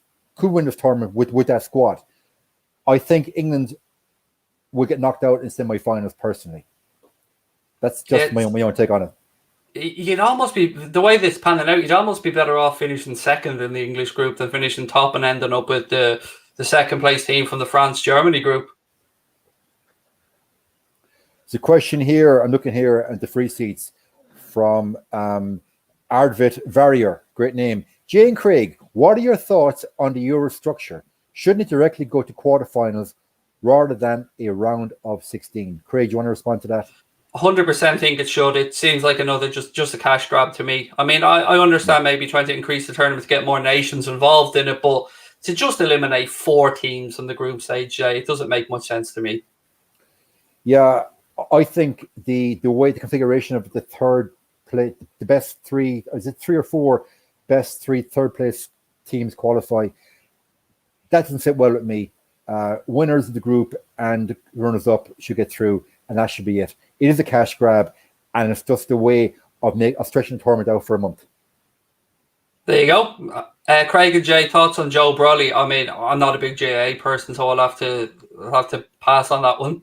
Okay, I refer to Gaelic football as bog ball and hurling as stick ball. If there was a bog ball match on in my front garden, I would pull the curtains. I just don't watch it. I grew up in Limerick City. In Limerick City, you played soccer or rugby. GA did not register where I grew up. I went down to play the quarterfinals of an All-Ireland against a team. It was either Pike Rovers or Pike Celtic. I can't remember which one they were. It's Pike Rovers. And they absolutely annihilated us. 4-0. We left there with a tail between our legs, and it was the longest run we ever had in the All-Ireland as a club. And we went down to Limerick and we got absolutely destroyed. There's a funny one here from Tony Binebridge, and it's directed towards me. Jay, when did you last see Sarah Connor? You gotta love it. Yeah, I mean, I met you, I think, 2 seconds, and I was referring to you as Thor already at that point. I don't know if people watching can see it, but I have on the proper Soviet Union old school tonight. When you show that, all I think of is Ronnie Whelan, scissors kick volley, boom, pick that out. And you know what? That was probably, for me, the best performance Republic of Ireland had under Jackie Charlton. That 1-1 Russia. We played him off the pitch. And if you remember, Tony Galvin out in the left wing, the socks around his ankles, whipping him down the line. Oh, it was an amazing game of football. I was in Santa Ponza for that tournament. It's the only place my old lad to go on holidays, and here's why. He was petrified of flying, but it was 2 hours and 20 minutes to cheap drink, cheap cigarettes, duty free, and he used to drink a half bottle of vodka before he'd get on the plane, fall asleep, and wake up in Santa Ponza, and that would be it. And I've been there about 16 or 17 times over the course of my childhood, but I remember watching that game and being in absolute awe of Ronnie Whelan and that goal. The fact that you were in Mallorca that many times, did you explore Mallorca as an island? Did you go to places like Poyensa, Arenal? Did you actually explore? Not until I was an adult and I went with my missus and we hired a car and stuff. My dad, it was literally, let's find the nearest Irish bar, and that was it. And I'd come home with a couple of fake Barcelona jerseys and memories of a load of bars like Madonna's, I think, was the nightclub, and I think there was Farmers, and then there was a BPM, I think, or BCM down in Magaluf as well. But yeah, I've seen most of the island. Yeah, the infamous BCM phone party. It was €10 to get in, and all you could drink for the night. It's I tell you what, though, Palma's beautiful. Yeah, Palma is mini Barcelona. That's what Palma is. It's beautiful. It really is nice. I rode the Vuelta of Mallorca a couple of times. It's on every February, and so I would have raced all over that island. It's one of my favorite islands. If you go to Mallorca, you got to go out and explore. Don't just go to the coast. Explore Mallorca. It's an amazing island. My wife's grandfather was a huge cyclist, and he rode the Ring of Kerry many times as well. And he was huge into his cycling when he was a younger man. Sadly, he's not with us anymore, but he was a big cycling person. There's one here. Lewis Gibson says, Craig and Jay, who's your England front three? Keep up the banter. Oh, well, you got to go with Kane. I mean, that's a certainty. I suppose it's how they best use. I would go Foden, and I'd like to see Grealish in there, but I have a feeling he'll go with probably Sterling or somebody. But I'd like to see him try and find a way to get Grealish, Foden in there with Kane. I'm thinking Foden, Grealish, and Sancho in the front three. Is there any bias there? Be honest, because he could be wearing a red shirt soon. Is there any bias there? No, there's not. I think Sancho, excellent turn of speed. He's close control. If you look at Sancho's, when he's taking on a player to beat him, he doesn't always beat him with pace. He beats him with close control. So if you're a full back, do you want to take on a Marcus Rashford on the wing, or do you want to take on a Sancho? Rashford, for me, he's very predictable. Sancho's not, for me. I'm a sucker for a pacey wide player. I am. I've said that on our own channel loads of times. I love, and it happens a lot with youth. I like to call it the petulance of youth. They don't care about respect. They don't care about who you are. They get the ball down, they run at you, and nothing strikes fear into a fullback more than the likes of a Jadon Sancho or an Mbappe or somebody getting up ahead of steam and running at them, because it's petrifying. I was looking here at the chats. Nobody's Perfect says, wait, is this a Spanish tourism channel? It's not, but we have to talk with something at halftime, and we're going to talk about whatever we see popping up here on the feed. Yeah, we can't just answer where's Mark every 5 minutes. And we can't just do that. And I would say, explain, he's in my basement. I don't have a basement, so maybe he's somewhere else. Maybe I'm hiding him. Maybe there's going to be some clues released. Maybe this could be a bit of a hunt. Okay, there's one here that we have to touch upon, Craig. I think it's very important. It's from a chap called Rasmus Og Kasper Gregersen, a Danish chap. Okay, and he's saying, I'm Danish, and therefore I want to hear the hashtag pray for Ericsson. Look, I was doing the game earlier on. Yeah, it was I thought I'd experience everything, Jay, doing watch-alongs and watching football. But myself and Joe, it was tough to watch. I didn't think it was covered respectfully enough by the BBC, if I'm being honest with you. I think delighted to see that he's making a recovery. I felt so. I want to say Kasper Schmeichel and Kjaer were magnificent as well during that situation. Fair play to everybody involved. And the most important thing is that he's going to be okay by the looks of it. He's in hospital right now. He's awake. He's alert. And that's all we could have asked for at the moment. And it shook me up. I won't lie. Yeah, it's something that you never expect to have to look at watching sport. But what annoyed me was the fact that UEFA put the extra pressure on those players to go out and play the second half. I honestly believe it was the players. I think it was the players. The players requested it. Yeah, I believe there was a thing put out from the Danish FA that said that the players were requested the game to be played. Now, I'm with you. I thought, surely not. they're obviously stronger willed people than I, because I wouldn't be able to get there. But it is it's always worrying when you see a man go down like that with nobody near him. You know it's serious, and to see the defibrillators come out and stuff, mate, it was, if there is anybody out there who is struggling with what they've seen or anything like that, please do make sure you speak to somebody. I mean, it all affects us in different ways. And the most important thing is that he's going to be okay, and never be afraid to speak up. Never be afraid, Jay, to admit that you're struggling with something, man, because we all have times in our life where we need a helping hand. Yeah, 100%. Look, people have this perception of me on a channel that I'm just this, that I have no emotion, that I'm just there, cold-hearted, analytical. But one of the chaps that I've interacted with on Twitter, Alex, he goes by the name of Sir Kipsta. You probably saw the story, Craig. He passed away. Yes, Young Alex passed away there on Thursday night, and I opened my phone on Friday morning and I saw the tweet. And look at it, I'm not afraid to admit, like, I cried. And this is just a young lad that for the last 3 months I've been interacting with DMs on Instagram, on Twitter. And 7 years of age, and your life to be taken away from you, and that when you haven't really had the opportunity to experience life, like, that is so sad. And I just want to merit a point that, when one has an issue, no matter be it psychological or physical, whatever it is, like, bottling it up and keeping it internalized, that's not how to deal with. Somebody will almost listen to you. I just want to say that.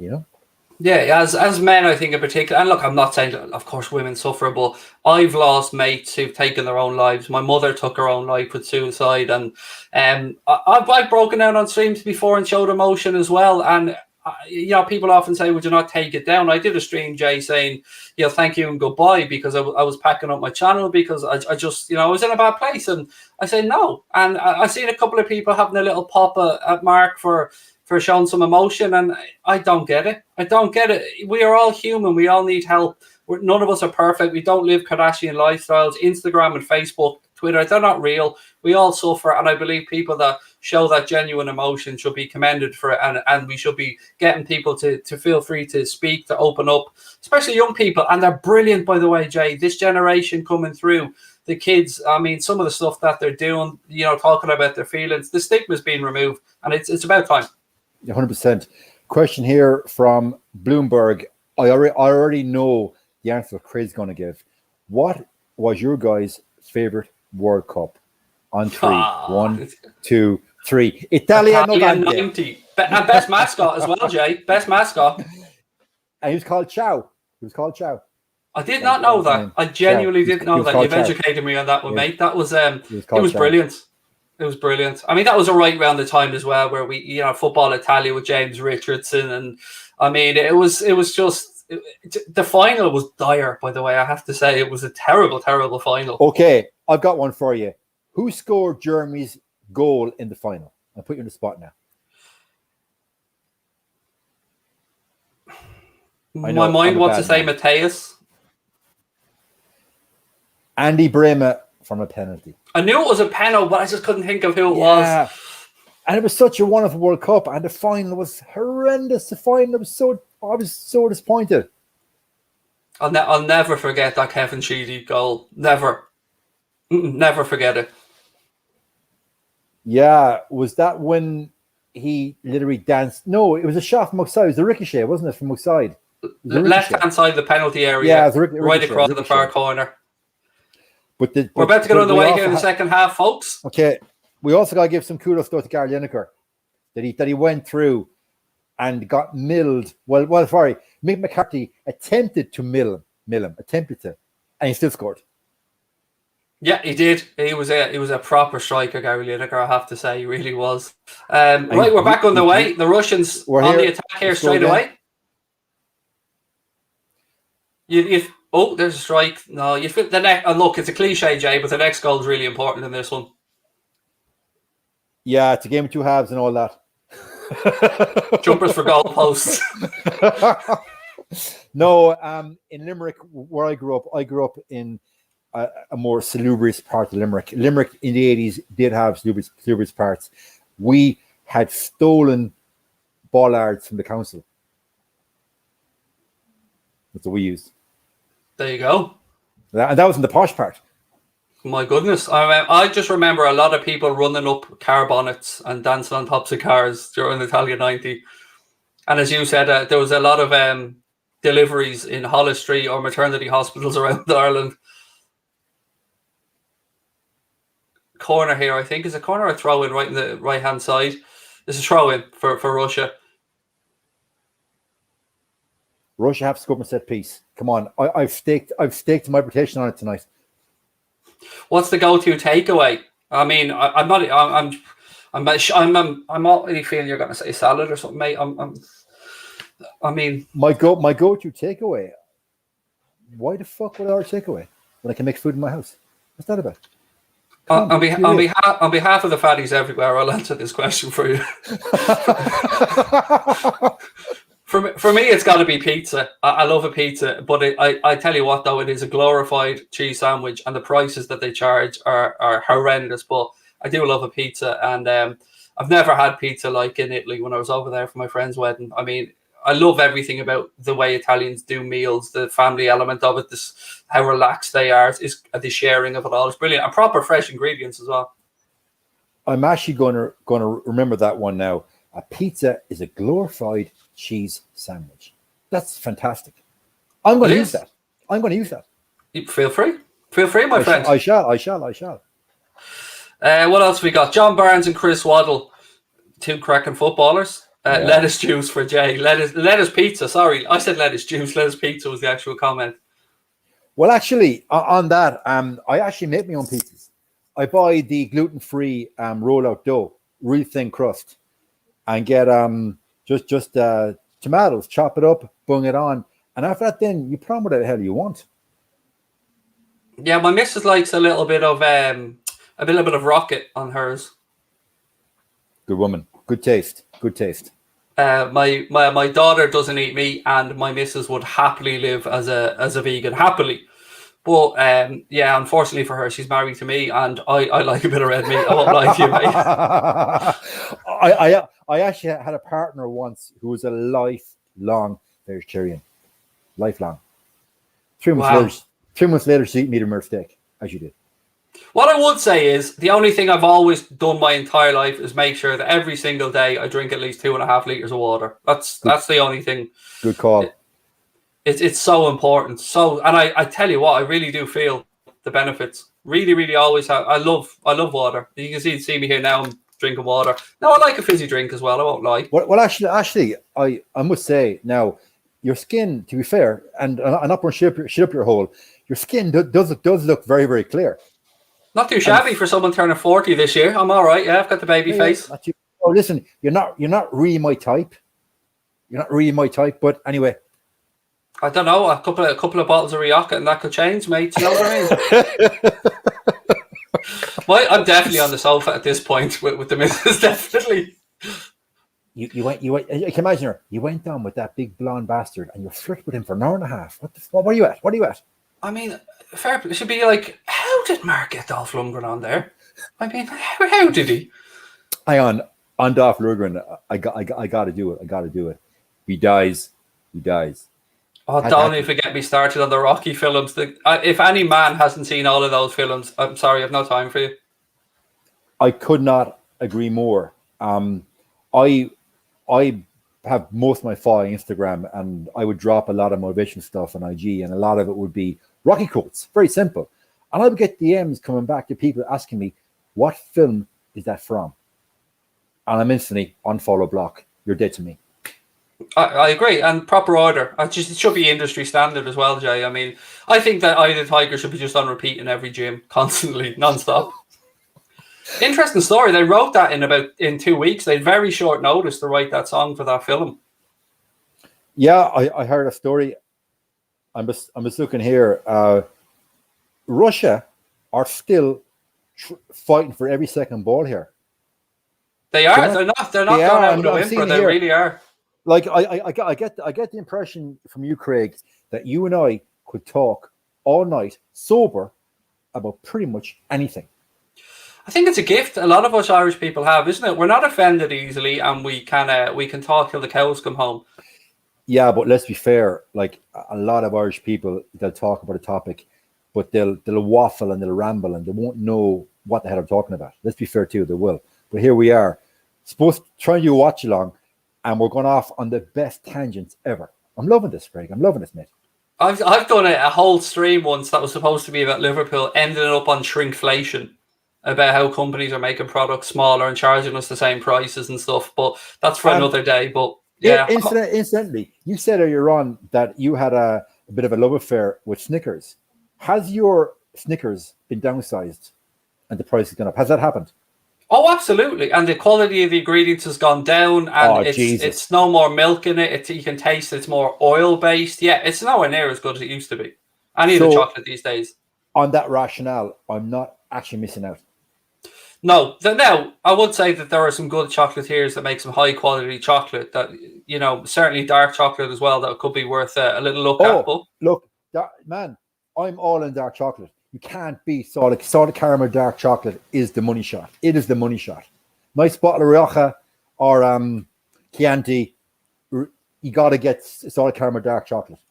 I want to throw a question at you, actually. I'm somebody that's a regular user of CBD. Have you ever given it a try? Or what are your thoughts on it? Okay. I'm the brand ambassador for a company called Juve Ireland. Okay. So, Dave, if you're watching, Juve Ireland, it's all natural products, right? I get a mustard balm from him. I get my electrolytes, my carb drinks, but I also get a fantastic CBD oil product that I put on my legs at nighttime after I've done either a heavy leg session or a hard session on the bike, or simply I've done chest in the gym. I'll put that product directly on the muscle that night, and my recovery has gone up at least 5%. No, I'm not saying it because I'm getting it for free and I'm brand ambassador. I'm saying it because it actually works. Funnily enough, I'm a brand ambassador for a CBD company as well, New Hem CBD. And again, I've seen huge benefits for joint inflammation and stuff as well. And a friend of mine used to actually run Ireland's largest supplements and protein business, believe it or not. And I worked in his warehouse with him for a few years. He doesn't own it anymore, but you may have heard of Discount Supplements. I've heard of them, yeah. Yeah, my friend Ken owned that company, and cool. It's mad how competitive that industry is. That's all I'll say. Basically, I've met you a few years too late. Shit. Yeah, absolutely. Yeah, I could have really sort of the reps were in and out all the time. Actually, yeah, I'll tell you, it's people like yourself that do look after themselves. They really they don't mess about. They don't mess about when it comes to what they're putting into their bodies. They're very well versed in knowledge on what they're doing. Actually, that's something that people don't understand. I competed at a high level in cycling for many years, and after I retired, I was trying to find something that was as insanely crazy to do, and it became bodybuilding. But people think it's all about training. Training is a very small part of it. I would spend, Craig, more time in the kitchen cooking food and preparing meals than I would ever do in the gym. It's all about the diet and sleep. Sleep is so overlooked. Yeah, I totally agree with you on sleep. A healthy lifestyle has to involve good sleep patterns, and monitoring your sleep is important. And working in that industry when I did learn a lot of stuff as well about proteins, about recovery, and when I'm building muscle, the muscle tissue tears and it needs time to repair and relax. So yeah, your recovery and stuff is very, very important, which was interesting to hear you speak about the CBD product you were using there after a tough session. I didn't know. Look at I wouldn't use it every day because your body has what's called the negative feedback system. That the more you use either an oral supplement, even like a vitamin C or a multivit, or something like a CDB on your muscles, over a period of time, your biochemistry will adapt to the stimulus. So it will need more and more and more. So with the CBD oil, I only use it after the real hard sessions when I know I've gone really deep, and then I use it. I wouldn't use it every day for that reason. Yeah, absolutely. I mean, I see a couple of questions in the chat about diets and stuff, but one thing, I was somebody who went from 21 stone nearly down to 12 stone at one point. I've gone back up a little bit. Had you worms? No, I tell you what I did. I just concentrated on going into ketosis and staying in ketosis. That so works. Obviously, And you've experienced it. yeah, It's and the hard. energy levels that I felt, like, I mean, I don't think I've ever felt healthier than when I was in Hang on. ketosis. And I'm not cutting you off here, but we have a super chat from a Russian chap. He's I can't. It's Alexander, and I can't. My apologies, but I can't do the surname. He's given us 179 rubles. Thank you so much. I'm from Russia. Das Vidanyev, and it's painful. Same mistakes. Yeah, but look, you got to credit Russia. They are 2-0 down. There is 35 minutes to go. They haven't given up the ghost. They haven't set back. They have had a couple of chances. I know it's very easy for us to sit here saying, "Oh, Russia didn't turn up, and all that." But let's see here in the stats, they have three shots and one on target. They haven't given up, guys. There's 2 more games to go in the group. So if you're a fan of Russian football and it's your country, 2 more games to go. Don't give up. I second exactly what you said there. There's some positives to be taken from this. They've shown a lot of ability from set pieces, and there's something to be said the odd time, Jay, for going long and trying to win a second ball. It doesn't always have to be pretty Pep Guardiola style play through the lines. Look, Craig, we watch football in this country for 20 years, getting to a couple of World Cups and European Championships, playing long ball game, and it was effective. But unfortunately, the game has moved on in leaps and bounds tactically. Is that the way to play football now? Oh. Maybe not. Oh, hang on. I think Belgium might have enough bodies back, but they're still in possession here, Russia. They move it out wide.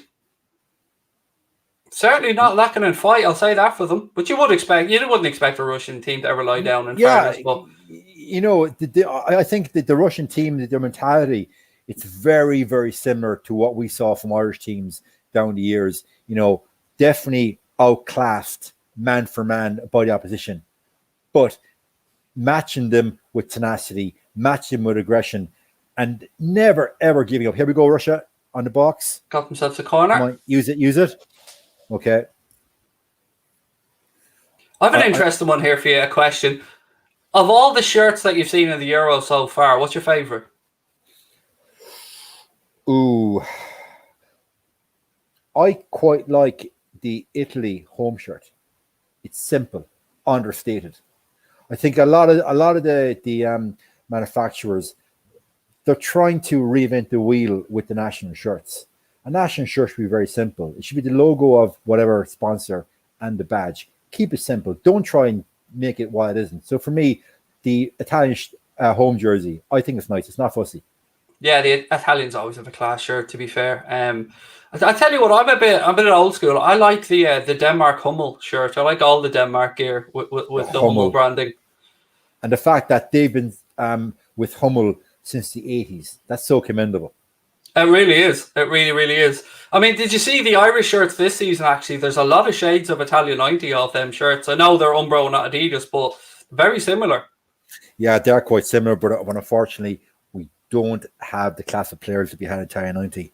Unfortunately for us. We certainly don't. Jay, you should do videos on meals. Would love to learn after losing 8 stone so far and want to keep going. Listen, you lost 8 stone, so that is about 58 kilos. Respect, man. Well done. Listen, the hardest thing that you did was to make that change and turn your life around. But well done. I bet now you've got obviously bounce of energy. You're in a better place, and mate, keep it going. Big respect to you. Well done, mate. When I was doing it myself, weirdly, I gave up smoking at the same time I went into ketosis, and I was so concerned about the food at one point that I didn't even think about the smoke. The smoking was the easy part of the giving up, but you're absolutely spot on at that point as well. The energy you feel is complete. I mean, I was putting patios out in the back garden and all. I was flying around. I bet your wife is loving that. The fact that you were in the back garden doing stuff in the garden without being hired and asked to do it. That's a rarity. I have the most easygoing wife in the world. I really, really do. She's a superstar. Okay, At some point, I know we're going to meet at some stage. We're both Irish. We're going to hook up at some stage. You'll be on the Kyo's sandwiches, and I'll be on the rare steaks. But we'll definitely have a wine together sometime. Most definitely. I'll be on the steaks with you. I mean, I'll be medium, but I'll be on the steaks and the red wine. I mean, deal there, Jay. Deal. Cool. Thoughts on Michael Jordan? We're really going off on tangents here, but I like MJ's competitive nature in that he didn't care as long as he won, and you got to respect that. And he achieved what he achieved. He's a winner. Look, back in Limerick in secondary school, I played basketball for the 5 years. So I was playing basketball during that whole Michael Jordan, Scottie Pippen, Horace Grant, Dennis Rodman era. Sport is about one thing. All that matters is winning. And how you get there, nobody cares at the end of the day. All people remember is who won the game, who put the most points on the board, who scored the most goals. That's all that matters. And anybody that watched The Last Dance would have got an insight into, the winning mentality of Jordan, of Pippen, of Grant, and of the coach, Phil Jackson. If you haven't watched The Last Dance, you got to watch it. If tonight, guys, you take away anything from tonight, I take away watch The Last Dance, watch Icarus. Yes. Watch Icarus. And at the point that Craig made it earlier on, if you are experiencing any problems or difficulties in that, whatever it is in life, tell somebody.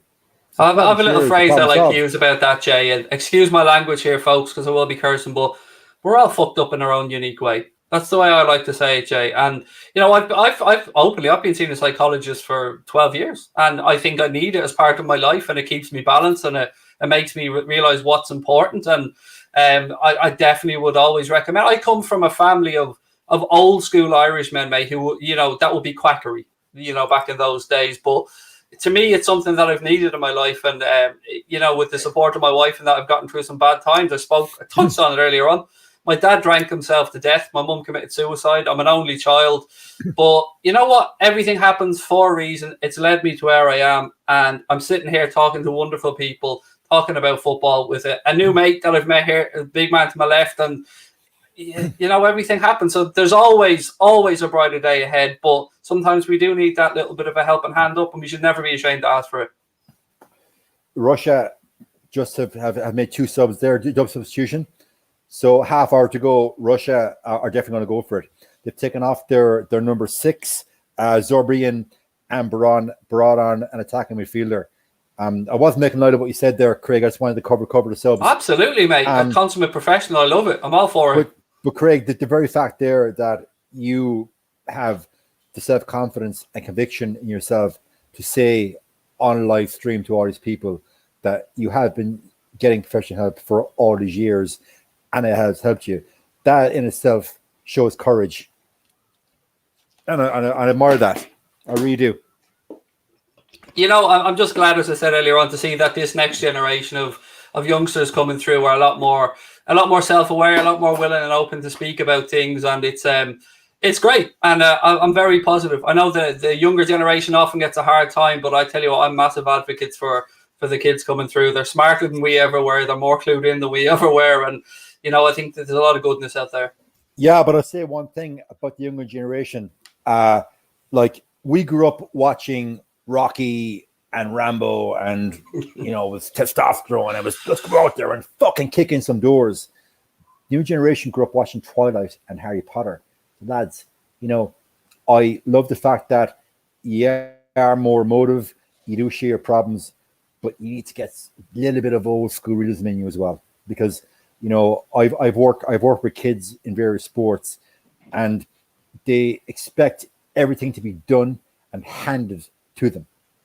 And if they don't get gratification and the winning now, a lot of them, for me, they're not prepared to dig deep and do that bit more that it requires to achieve your goals. The only person that can help you really win and achieve your goals is a person you look back at every morning in the mirror.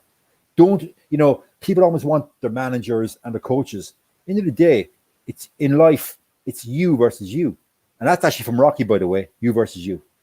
That's what's all Another about. thing I'd say is you need to experience loss. You need to experience that heartache at times to really appreciate the good moments and the win. And I like a good example, I suppose, would be for you bringing it back to my own club, to Liverpool. We lost now heartbreakingly to City one year by a point. We lost the Champions League final, and those boys and our manager managed to get their heads together and come back and do it right. And if you experience these losses, you do appreciate the finer things a bit more. I'll tell you why, because Klopp is a master manager. Obviously, the guy just oozes charisma. There's no question about it. But he took those losses and that adversity as an opportunity. Okay, guys, this time it didn't work out. This is mistakes we made. So we're going to learn from this mistake. And next time, we're going to win. So he turned that adversity into an opportunity. And that's the mark of a very astute manager for me. I hope we get another goal in this game. I really do. I mean, I just want Russia to get one. I think Russia. Okay, I know it's easy to say they deserve a goal. They've had 4 shots to 1 on target, if I'm not mistaken. But I just want to see them score. I don't know. You see Belgium, like there's 24 minutes to go, and Belgium now they're just knocking the ball around for fun. Yeah, they are. They're making Russia run, aren't they? They're making them move. They're moving the ball around, trying to tire Russia out. And if a chance presents itself with Tielemans or that to play through ball or move forward, they probably will. But this is what you do, I suppose. That's what you get when you're 2-0 up. Yeah, you 2-0 up at half time. You're almost going to look to control the game and conserve energy and do the minimum with your thought process already on the second game. Not pick up any injuries, conserve energy, and the way that, as you're right, Craig, the way they're knocking around now, making Russia run, I think Belgium are already looking at the second game. No question about it. The pace now, I think, has been dissipated from the game. It really has. And if Russia don't get one in the next 10 minutes, this is put to bed. I always find it fascinating as well, tournament strategy for managers, resting legs, because it is a condensed competition. And, the group stages are great and all, but you need to grow as the tournament goes on. You need to pace yourself. You need to make sure that you're peaking at the right time. And you know that as an athlete as well. So I always find that side of it interesting as well, to see when they'll start ringing the changes and when the managers maybe feel a bit comfortable with the scorelines. Well, to be perfectly honest, at 2-0 down, if I'm the Belgian manager, I'm emptying the bench. I would do a non-Solskjaer move right now and empty my bench. Yeah, it's actually a criticism a lot of us have of Klopp at times as well, as he leaves it late for his substitutions to make them. Interestingly, I'm going to keep an eye on I'm going to pivot. I want to get your thoughts on the news that it looks like the Premier League will be introducing thicker lines for offsides and VAR. The whole theory behind it is, of course, to try and give advantage to the attacking team. But I don't know if thick lines or the tickos in Stockley Park are the problem. That's a very good segue. Thick lines and thickos in Stockley Park. Like, how many times a season, Craig, were you watching a game and without ever seeing a replay, you're like, okay, that's a foul. That's offside. You can see with your naked eye without ever drawing lines or being thick or thin or whatever. But it goes back to the Muppets in Stockley Park. Like, those boys are getting paid a lot more than we are to make these calls that could, over the course of a season, cause the team to get relegated or ultimately get Champions League or win a title. So I don't think thick lines or thin lines make any difference if the thickos in Stockley Park are still incompetent. The really scary thing is coming, that they're trialing this technology that makes automated decisions about offside in real time. I think we may see it for Qatar. I know it's certainly being tried in the Club World Cup and stuff behind the scenes. Don't know if they've made the results public yet, but it's going to be interesting to see if the technology is there really for it, because even with now, I don't think the cameras have the exact frames per second needed to show when the ball leaves the player's foot and things like that. My take on VAR was very simple, and I said it many times on the radio show that I do here in Mayo. It was very simple. Follow the exact same model used by the NFL, which has been used for the last 20 odd years. I'm a massive NFL fan, by the way. I watch NFL as much as I watch Premiership. Only got into it last year, and I'm hooked. Who's your team, by the way? Look, this happened purely by accident. I promise you it wasn't glory hunting, but I fell in love with Aaron Rodgers, so it's the Packers. That's okay. That's okay. I'm a massive Cowboys fan. So I love the fucking... My favorite stadium in the world. My favorite stadium in the world is Cowboy Stadium. I have to get there. I have to see it. So NFL, as you know, each coach can challenge decisions per quarter. And when he challenges a decision, he loses a timeout. The American officials very rarely get a call wrong. So I would argue that each half, a coach can, a manager, I should say, can challenge 2 decisions per half. If you challenge a decision, you lose substitution. Very simple. Interesting. Right? I like the miking up of. I like the idea of hearing what's happening in Stockley Park. I don't know if you've seen, there was a test done in the Australian League where I think it exposed more than it actually gained. It showed a referee communicating with his VAR, and the thing that caught me on this and the thing that annoyed me was he said, "Do you want me to go over to the monitors to sell it?" Sorry, Craig, to sell it. Yes, that was the phrase that caught me in it all. Do you want me to go to the monitors to sell it? It's not a PowerPoint presentation trying to launch a new product. It's a decision on a sporting event that has emotional effects on millions of fans watching around the world and 20 players on a pitch and the managers to sell it. Oh my God, I'm shocked. I'm shocked to hear that. Yeah, it was one of the guys on our channel, Jack. He's actually a qualified referee, and I always bow down to him on stuff around referees. But it would be nice. I understand not interviewing a referee after a game because it's a grey area there you're getting into. But I think they should be certainly held more accountable for some of the flagrant decisions that we've seen this season, some of the ridiculous decisions.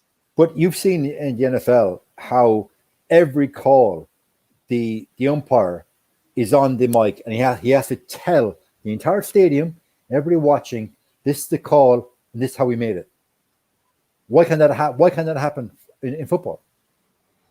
I suppose NFL is a little bit more stop-start. That's what I would say with regards to the game. But there certainly are ways that can be improved. We can learn a lot. Football, we talk about Hawkeye and stuff like this and technology. Goal line technology has been amazing. I think that's the best thing that's been introduced to football. Nobody argues. Ref looks at his watch. If he gets the alert, goal.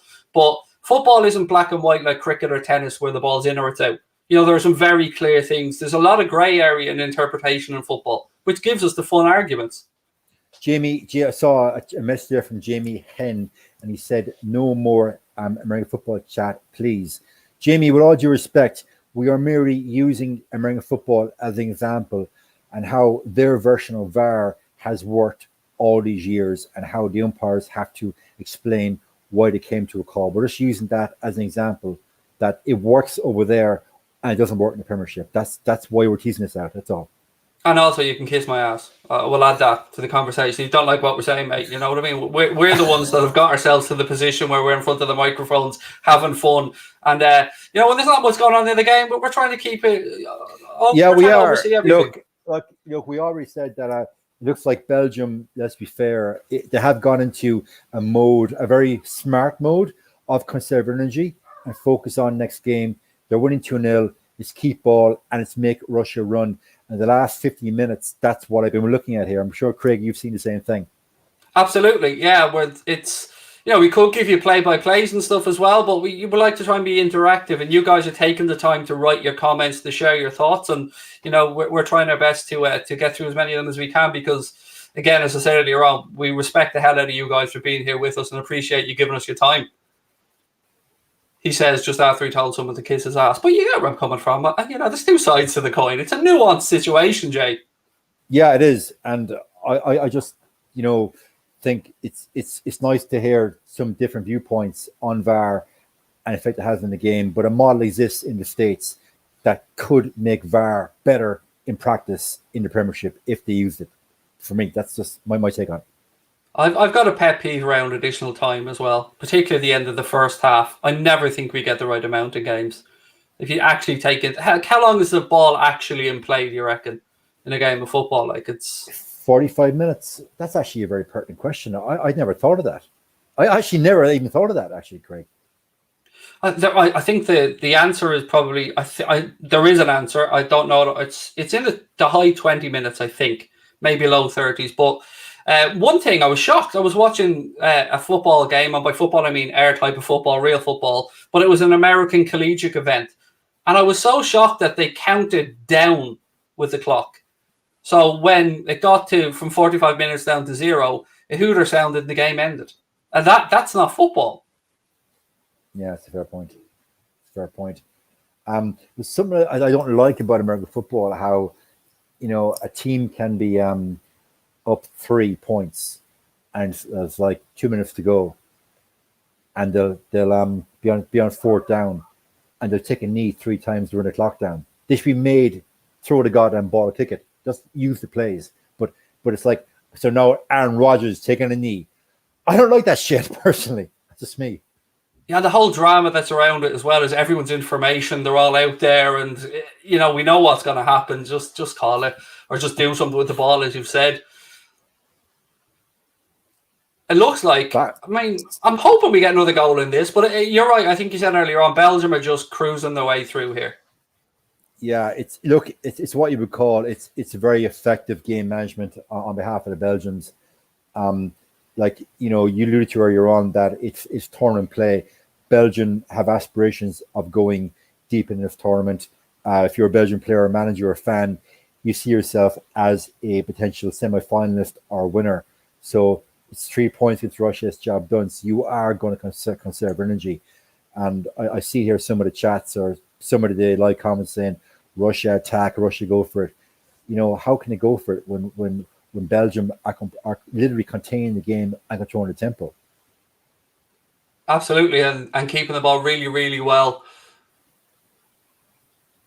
It's weird. It's weird seeing another Hazard. I know Thorgan Hazard's obviously a prominent footballer in his own, but I still find it very odd to see Eden's little brother playing football. It still freaks me to this day seeing him out there, especially when we don't see.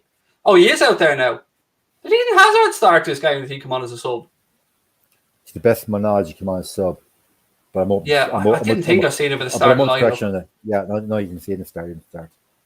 What do you think of Yuri Tillmans, by the way? There have been a few links to him with moves away from Leicester, regardless of where it is to. What do you think of him as a footballer?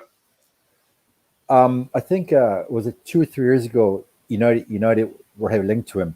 But let's be fair, United are linked to every man and his dog that's on the transfer market. I would love to make United. I think he's a very tidy player, massive engine, excellent in the ball, and he for me, he's a quintessential box to box midfielder. I think he could do a very good job for. I don't want to be disparaging of Leicester, because Leicester are almost thereabouts on the top four. Stat was they spent 3 days out of the top four over the last 2 seasons. Is that the stat, if I'm not mistaken? Yeah, they spent more time in 2 seasons in the top four than anybody else, and very, very few days outside of it. And it just happened to be that those days were the most important ones that they missed. Yeah, they just capitulated at the wrong time. But on your Tillmans as a player, rate him. Would I have him at United? Absolutely. I'd start him over Max Shit every day of the week. Yeah, I mean, the reason I don't believe the links of Yuri Tillmans to Liverpool, as I was saying to Joe earlier on the other stream, was I just don't think Liverpool will pay what it would take to get him out of Leicester. And you guys know from your dealings with Leicester around Maguire, they will sell, but they don't get pushed around. They get top dollar for their players. Yeah, the difference is Leicester are run as a football club. If anything from Leicester, I would take their scouting staff, because the players that they've unearthed over the last couple of seasons for 20, 30 mil, it's phenomenal. And like Leicester have even brought the best out of Iheanacho. Iheanacho, the last 3 months of the season, if you're a fantasy football player, you put Iheanacho in from April on, Iheanacho was guaranteed every week to get you a goal or assist. So I like Leicester Football Club. They're very, very well run. But what surprised me after they won the FA Cup, that the players just did it go on the piss? Were they on the beer?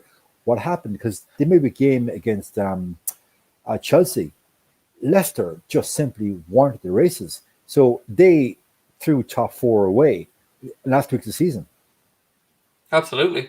Here's a super chat here from Per Eric Klassen said, one thing that changed football the most has changed what happened many years ago, given 3 points for a win instead of two, more offensive football. And I suppose I'll link into that comment by speaking about the fact that they're looking to get rid of the away goals rule. How do you feel about that? And again, of course, I agree with you. I think 3 points was a masterstroke. But I have to say, I'm a bit old school. I like the away goals rule, but I don't think it's fair that it used to be continued on into extra time. I think that gave an unfair advantage to the home side. Yeah, look, the away goals rule, it's been around for as long as I can remember. I don't think it's going away. Personally, if a game is tied after extra time, I would love to bring back the golden goal. I love the golden goal. I mean, we won a UEFA Cup because of a goal against Alaves. Was that the night Gary McAllister played like prime Ronaldo? Yeah, that spell Gary McAllister had with us was sensational. It was, I mean, even Stephen Gerrard to this day speaks about the influence that he received from Gary McAllister to make him and help. And you can see that because he's taken McAllister through to his coaching staff with him at Rangers.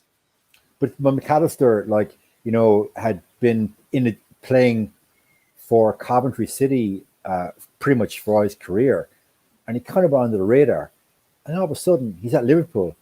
And he just became this natural-born leader that all the players you could see were just gravitating towards. So clearly, McAllister must be a phenomenal motivator in the dressing room. Because on the pitch, you can see the younger players were gravitating towards McAllister in the Liverpool team. Even Xavi Alonso. And I rated Xavi Alonso very highly in those years. Oh, Alonso was... I love Rafael Benitez with all my heart, but I'll never understand how he wanted to bring Gareth Barry in and get rid of Xavi Alonso. That will never sit well with me. Look, I come from a club that got rid of Javier Hernandez and Danny Welbeck and replaced and Robin Van Persie under Van Gaal and replaced them with nobody. So decisions made at top level of both our clubs down the years, it does border on lunacy. Russia now flinging another one in. Come on, Russia. Come on, tell you what, that went off the defender. Could have got anywhere.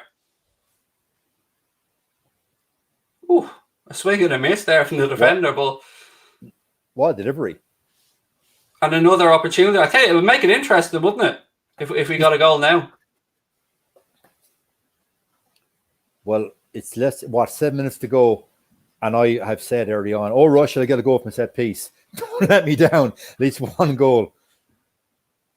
And to their eternal credit, I know we've been saying this a lot, they're still plugging away and still trying.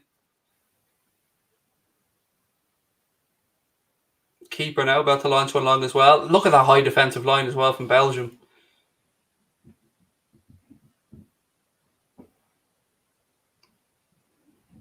A free out. The referee's seen a bit of shoving. 6 minutes to go. That was handbags, let's be fair. That was handbags. Somebody said, will Gerrard be the next Liverpool boss? And thank you again for the super chat. Tough to say. I mean, Klopp's contracted to 2024. Gerrard's contracted to 2024 at Rangers. I'd like to see him gain a little bit more experience at another club before he came to Liverpool. But yeah, look, it is ideally a dream scenario. But I wouldn't rule out Pep Linders as well.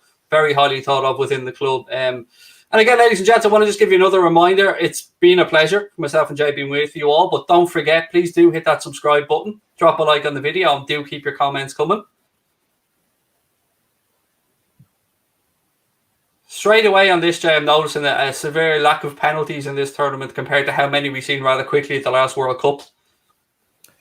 That's actually not a bad thing. I'd rather referees let players have a little bit of hustle and bustle in the box and not give away, as I would call from my basketball days, quote unquote, a pussy foul.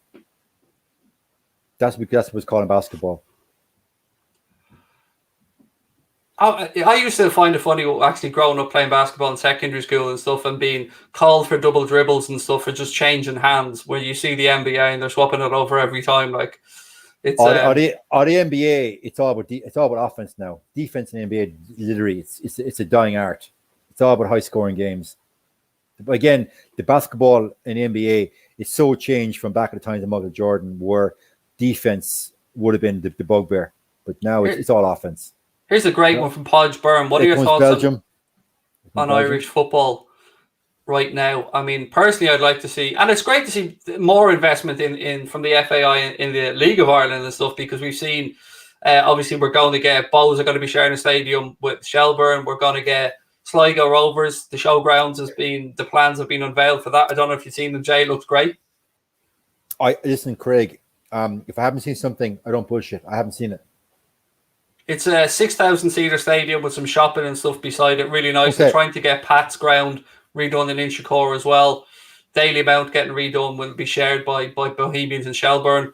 So, I think moving it to a summer league, I think was great. But ideally, we need to try and keep players in the country as long as we can. We need to invest like Iceland did. I mean, Iceland is a prime example. Here come Belgium. Here come Belgium here. Are Belgium on the cusp of putting this game to bed? I would love another goal.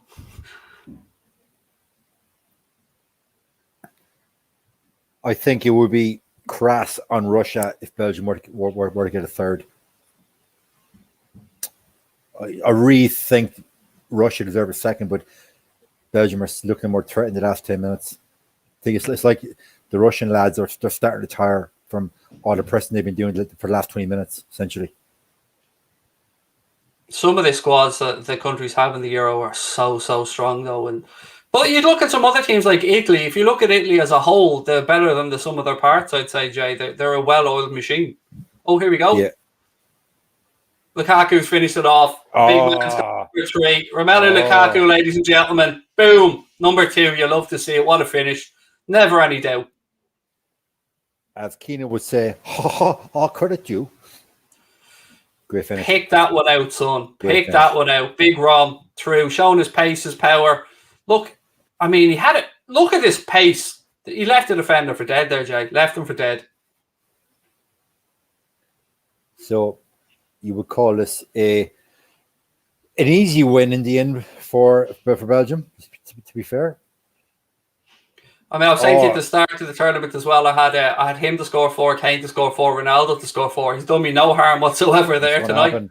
I thought the defender should have been better there. That's what Eamon Dunphy would call Phoenix Park defending, Bill. He's a shambles. He's a shambles, Bill. He's a cod, Bill. He's a cod.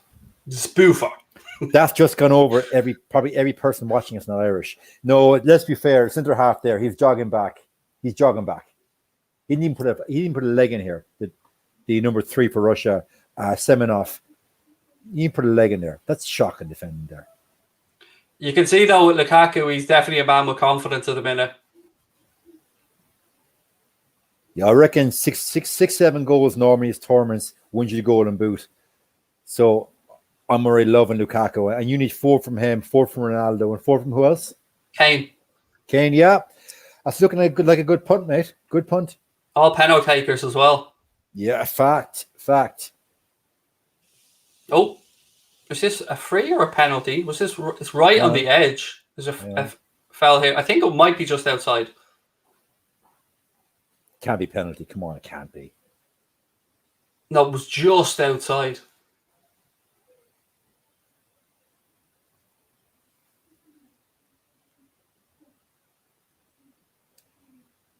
So much for my analysis on Russia would score from a set piece. Shows how much I know, Craig, doesn't it? Technically, this is a free kick, so if he puts this top ins, you'd be technically right. Yeah, but come on. Is it, if I'm pronounced correctly, is it Zuba, is it? That's his name? Zuba or Duba? He's taking it? Gonna have to be good to get it up and down from that far out. I mean, it's not an ideal one. Can he go David Beckham-esque against Greece in 2001 when England scored a late goal against Greece to qualify for the World Cup. We need a Beckham-esque free kick. Can this Russian chap bend it like Beckham? He absolutely cannot. It sails over the bar. Do you remember that Roberto Carlos free kick for Brazil? Which one? It's the Roberto. One that looked like it was going to the corner flag, and then I think it was against France, maybe. It's like the ball just kind of had a mind of his own, and the little engine just swerved. And is that the one? Yeah, he's unbelievable. Unbelievable free kick. We've got 2 minutes of additional time. We've had one of them. The referee obviously just being a bit nice towards Russia there. I mean, 2 minutes isn't too much at the end of a game, but it's definitely a good start for Belgium. I've just seen the replay of that free kick there. That was lazy. That's a tired player. That's a tired player. Really, no, to be fair, that's a tired player right there. Yeah, I wouldn't mind much conviction at all. Yeah, but I wouldn't mind. But all night, his deliveries have been quite decent. But that's just a tired player. That's what it is. I mean, obviously, man of the match is going to have to go to the big man for his couple of goals. I think Tielemans has looked very good as well, but Lukaku, 2 goals. Yeah, like Tielemans, Lukaku, Carrasco for me stood out as well. But look, any man who scores 2 goals, he's got to be man of the match. No question about it. We still both agree that in our day that first one never would have stood, but no, not a chance. But if you have a bet on a player to score 4 in the accumulator or to be golden boot, it's a goal every day of the week. Absolutely, 100%. Ladies and gentlemen, the referee has put the whistle to his lips and brought this one to an end. Great start for Belgium, Jay. 3-0. They'll fancy themselves now to progress. Yeah, and look, obviously they will progress, but it's a question of who will finish second in the group against them for them to quite get the quarterfinals. But Belgium looked impressive tonight. Russia at 2-0 down, they almost looked as if they were in the game. But the last 20 minutes, as we said previously, they just controlled the ball. It was very smart, professional game management on behalf of Belgium. They look good. And we'll see how they go going forward. Loads more stuff coming up on That's Football throughout the Euros, ladies and gentlemen. Make sure you keep it tuned here. You can find me over at Anfield Agenda the odd time as well. I say the odd time, all the time. Got to give it a little plug. You live on it. Yeah, you live on a goddamn thing. Jesus, you live on it. I do, and my missus will adhere to that one as well. But look, it's been a pleasure, and it's been a real pleasure getting to know you as well. It's the first time we ever met, Jay, and I've not lied. There's a bit of a bromance, mate. There is. I mean, we're same physique and everything, so same physique, same haircut. Hard to tell us apart, really, isn't it? Actually, you know what this is like? You know what this is like? You remember the movie from the 80s, Twins? On DeVito. Clearly on DeVito in this one, then. Come on, let's be fair. Who's Schwarzenegger here? Come on, Mike. I'll give it to you. I mean, if I could have Danny DeVito's career and finances, I wouldn't be too shabby. Actually, I was managing gym in Limerick back in the day before we get off, and one of his cousins, Roma DeVito, was actually a cousin of Danny DeVito, and he was flying to London. And back then, you had to stop over in Shannon because Shannon were getting greased by the government. And she went out to Shannon Airport just to meet her cousin she never met on a stopover. So there you go. That's my Danny DeVito story. That's class. Ladies and gents, it's been a pleasure. We hope you've enjoyed it. Keep it tuned to That's Football for the rest of the Euros as well. I'm sure someone's going to press the goodbye button now in a minute, but it's goodbye from me and it's goodbye from Jay. Night, guys. Have a great night. See you all soon.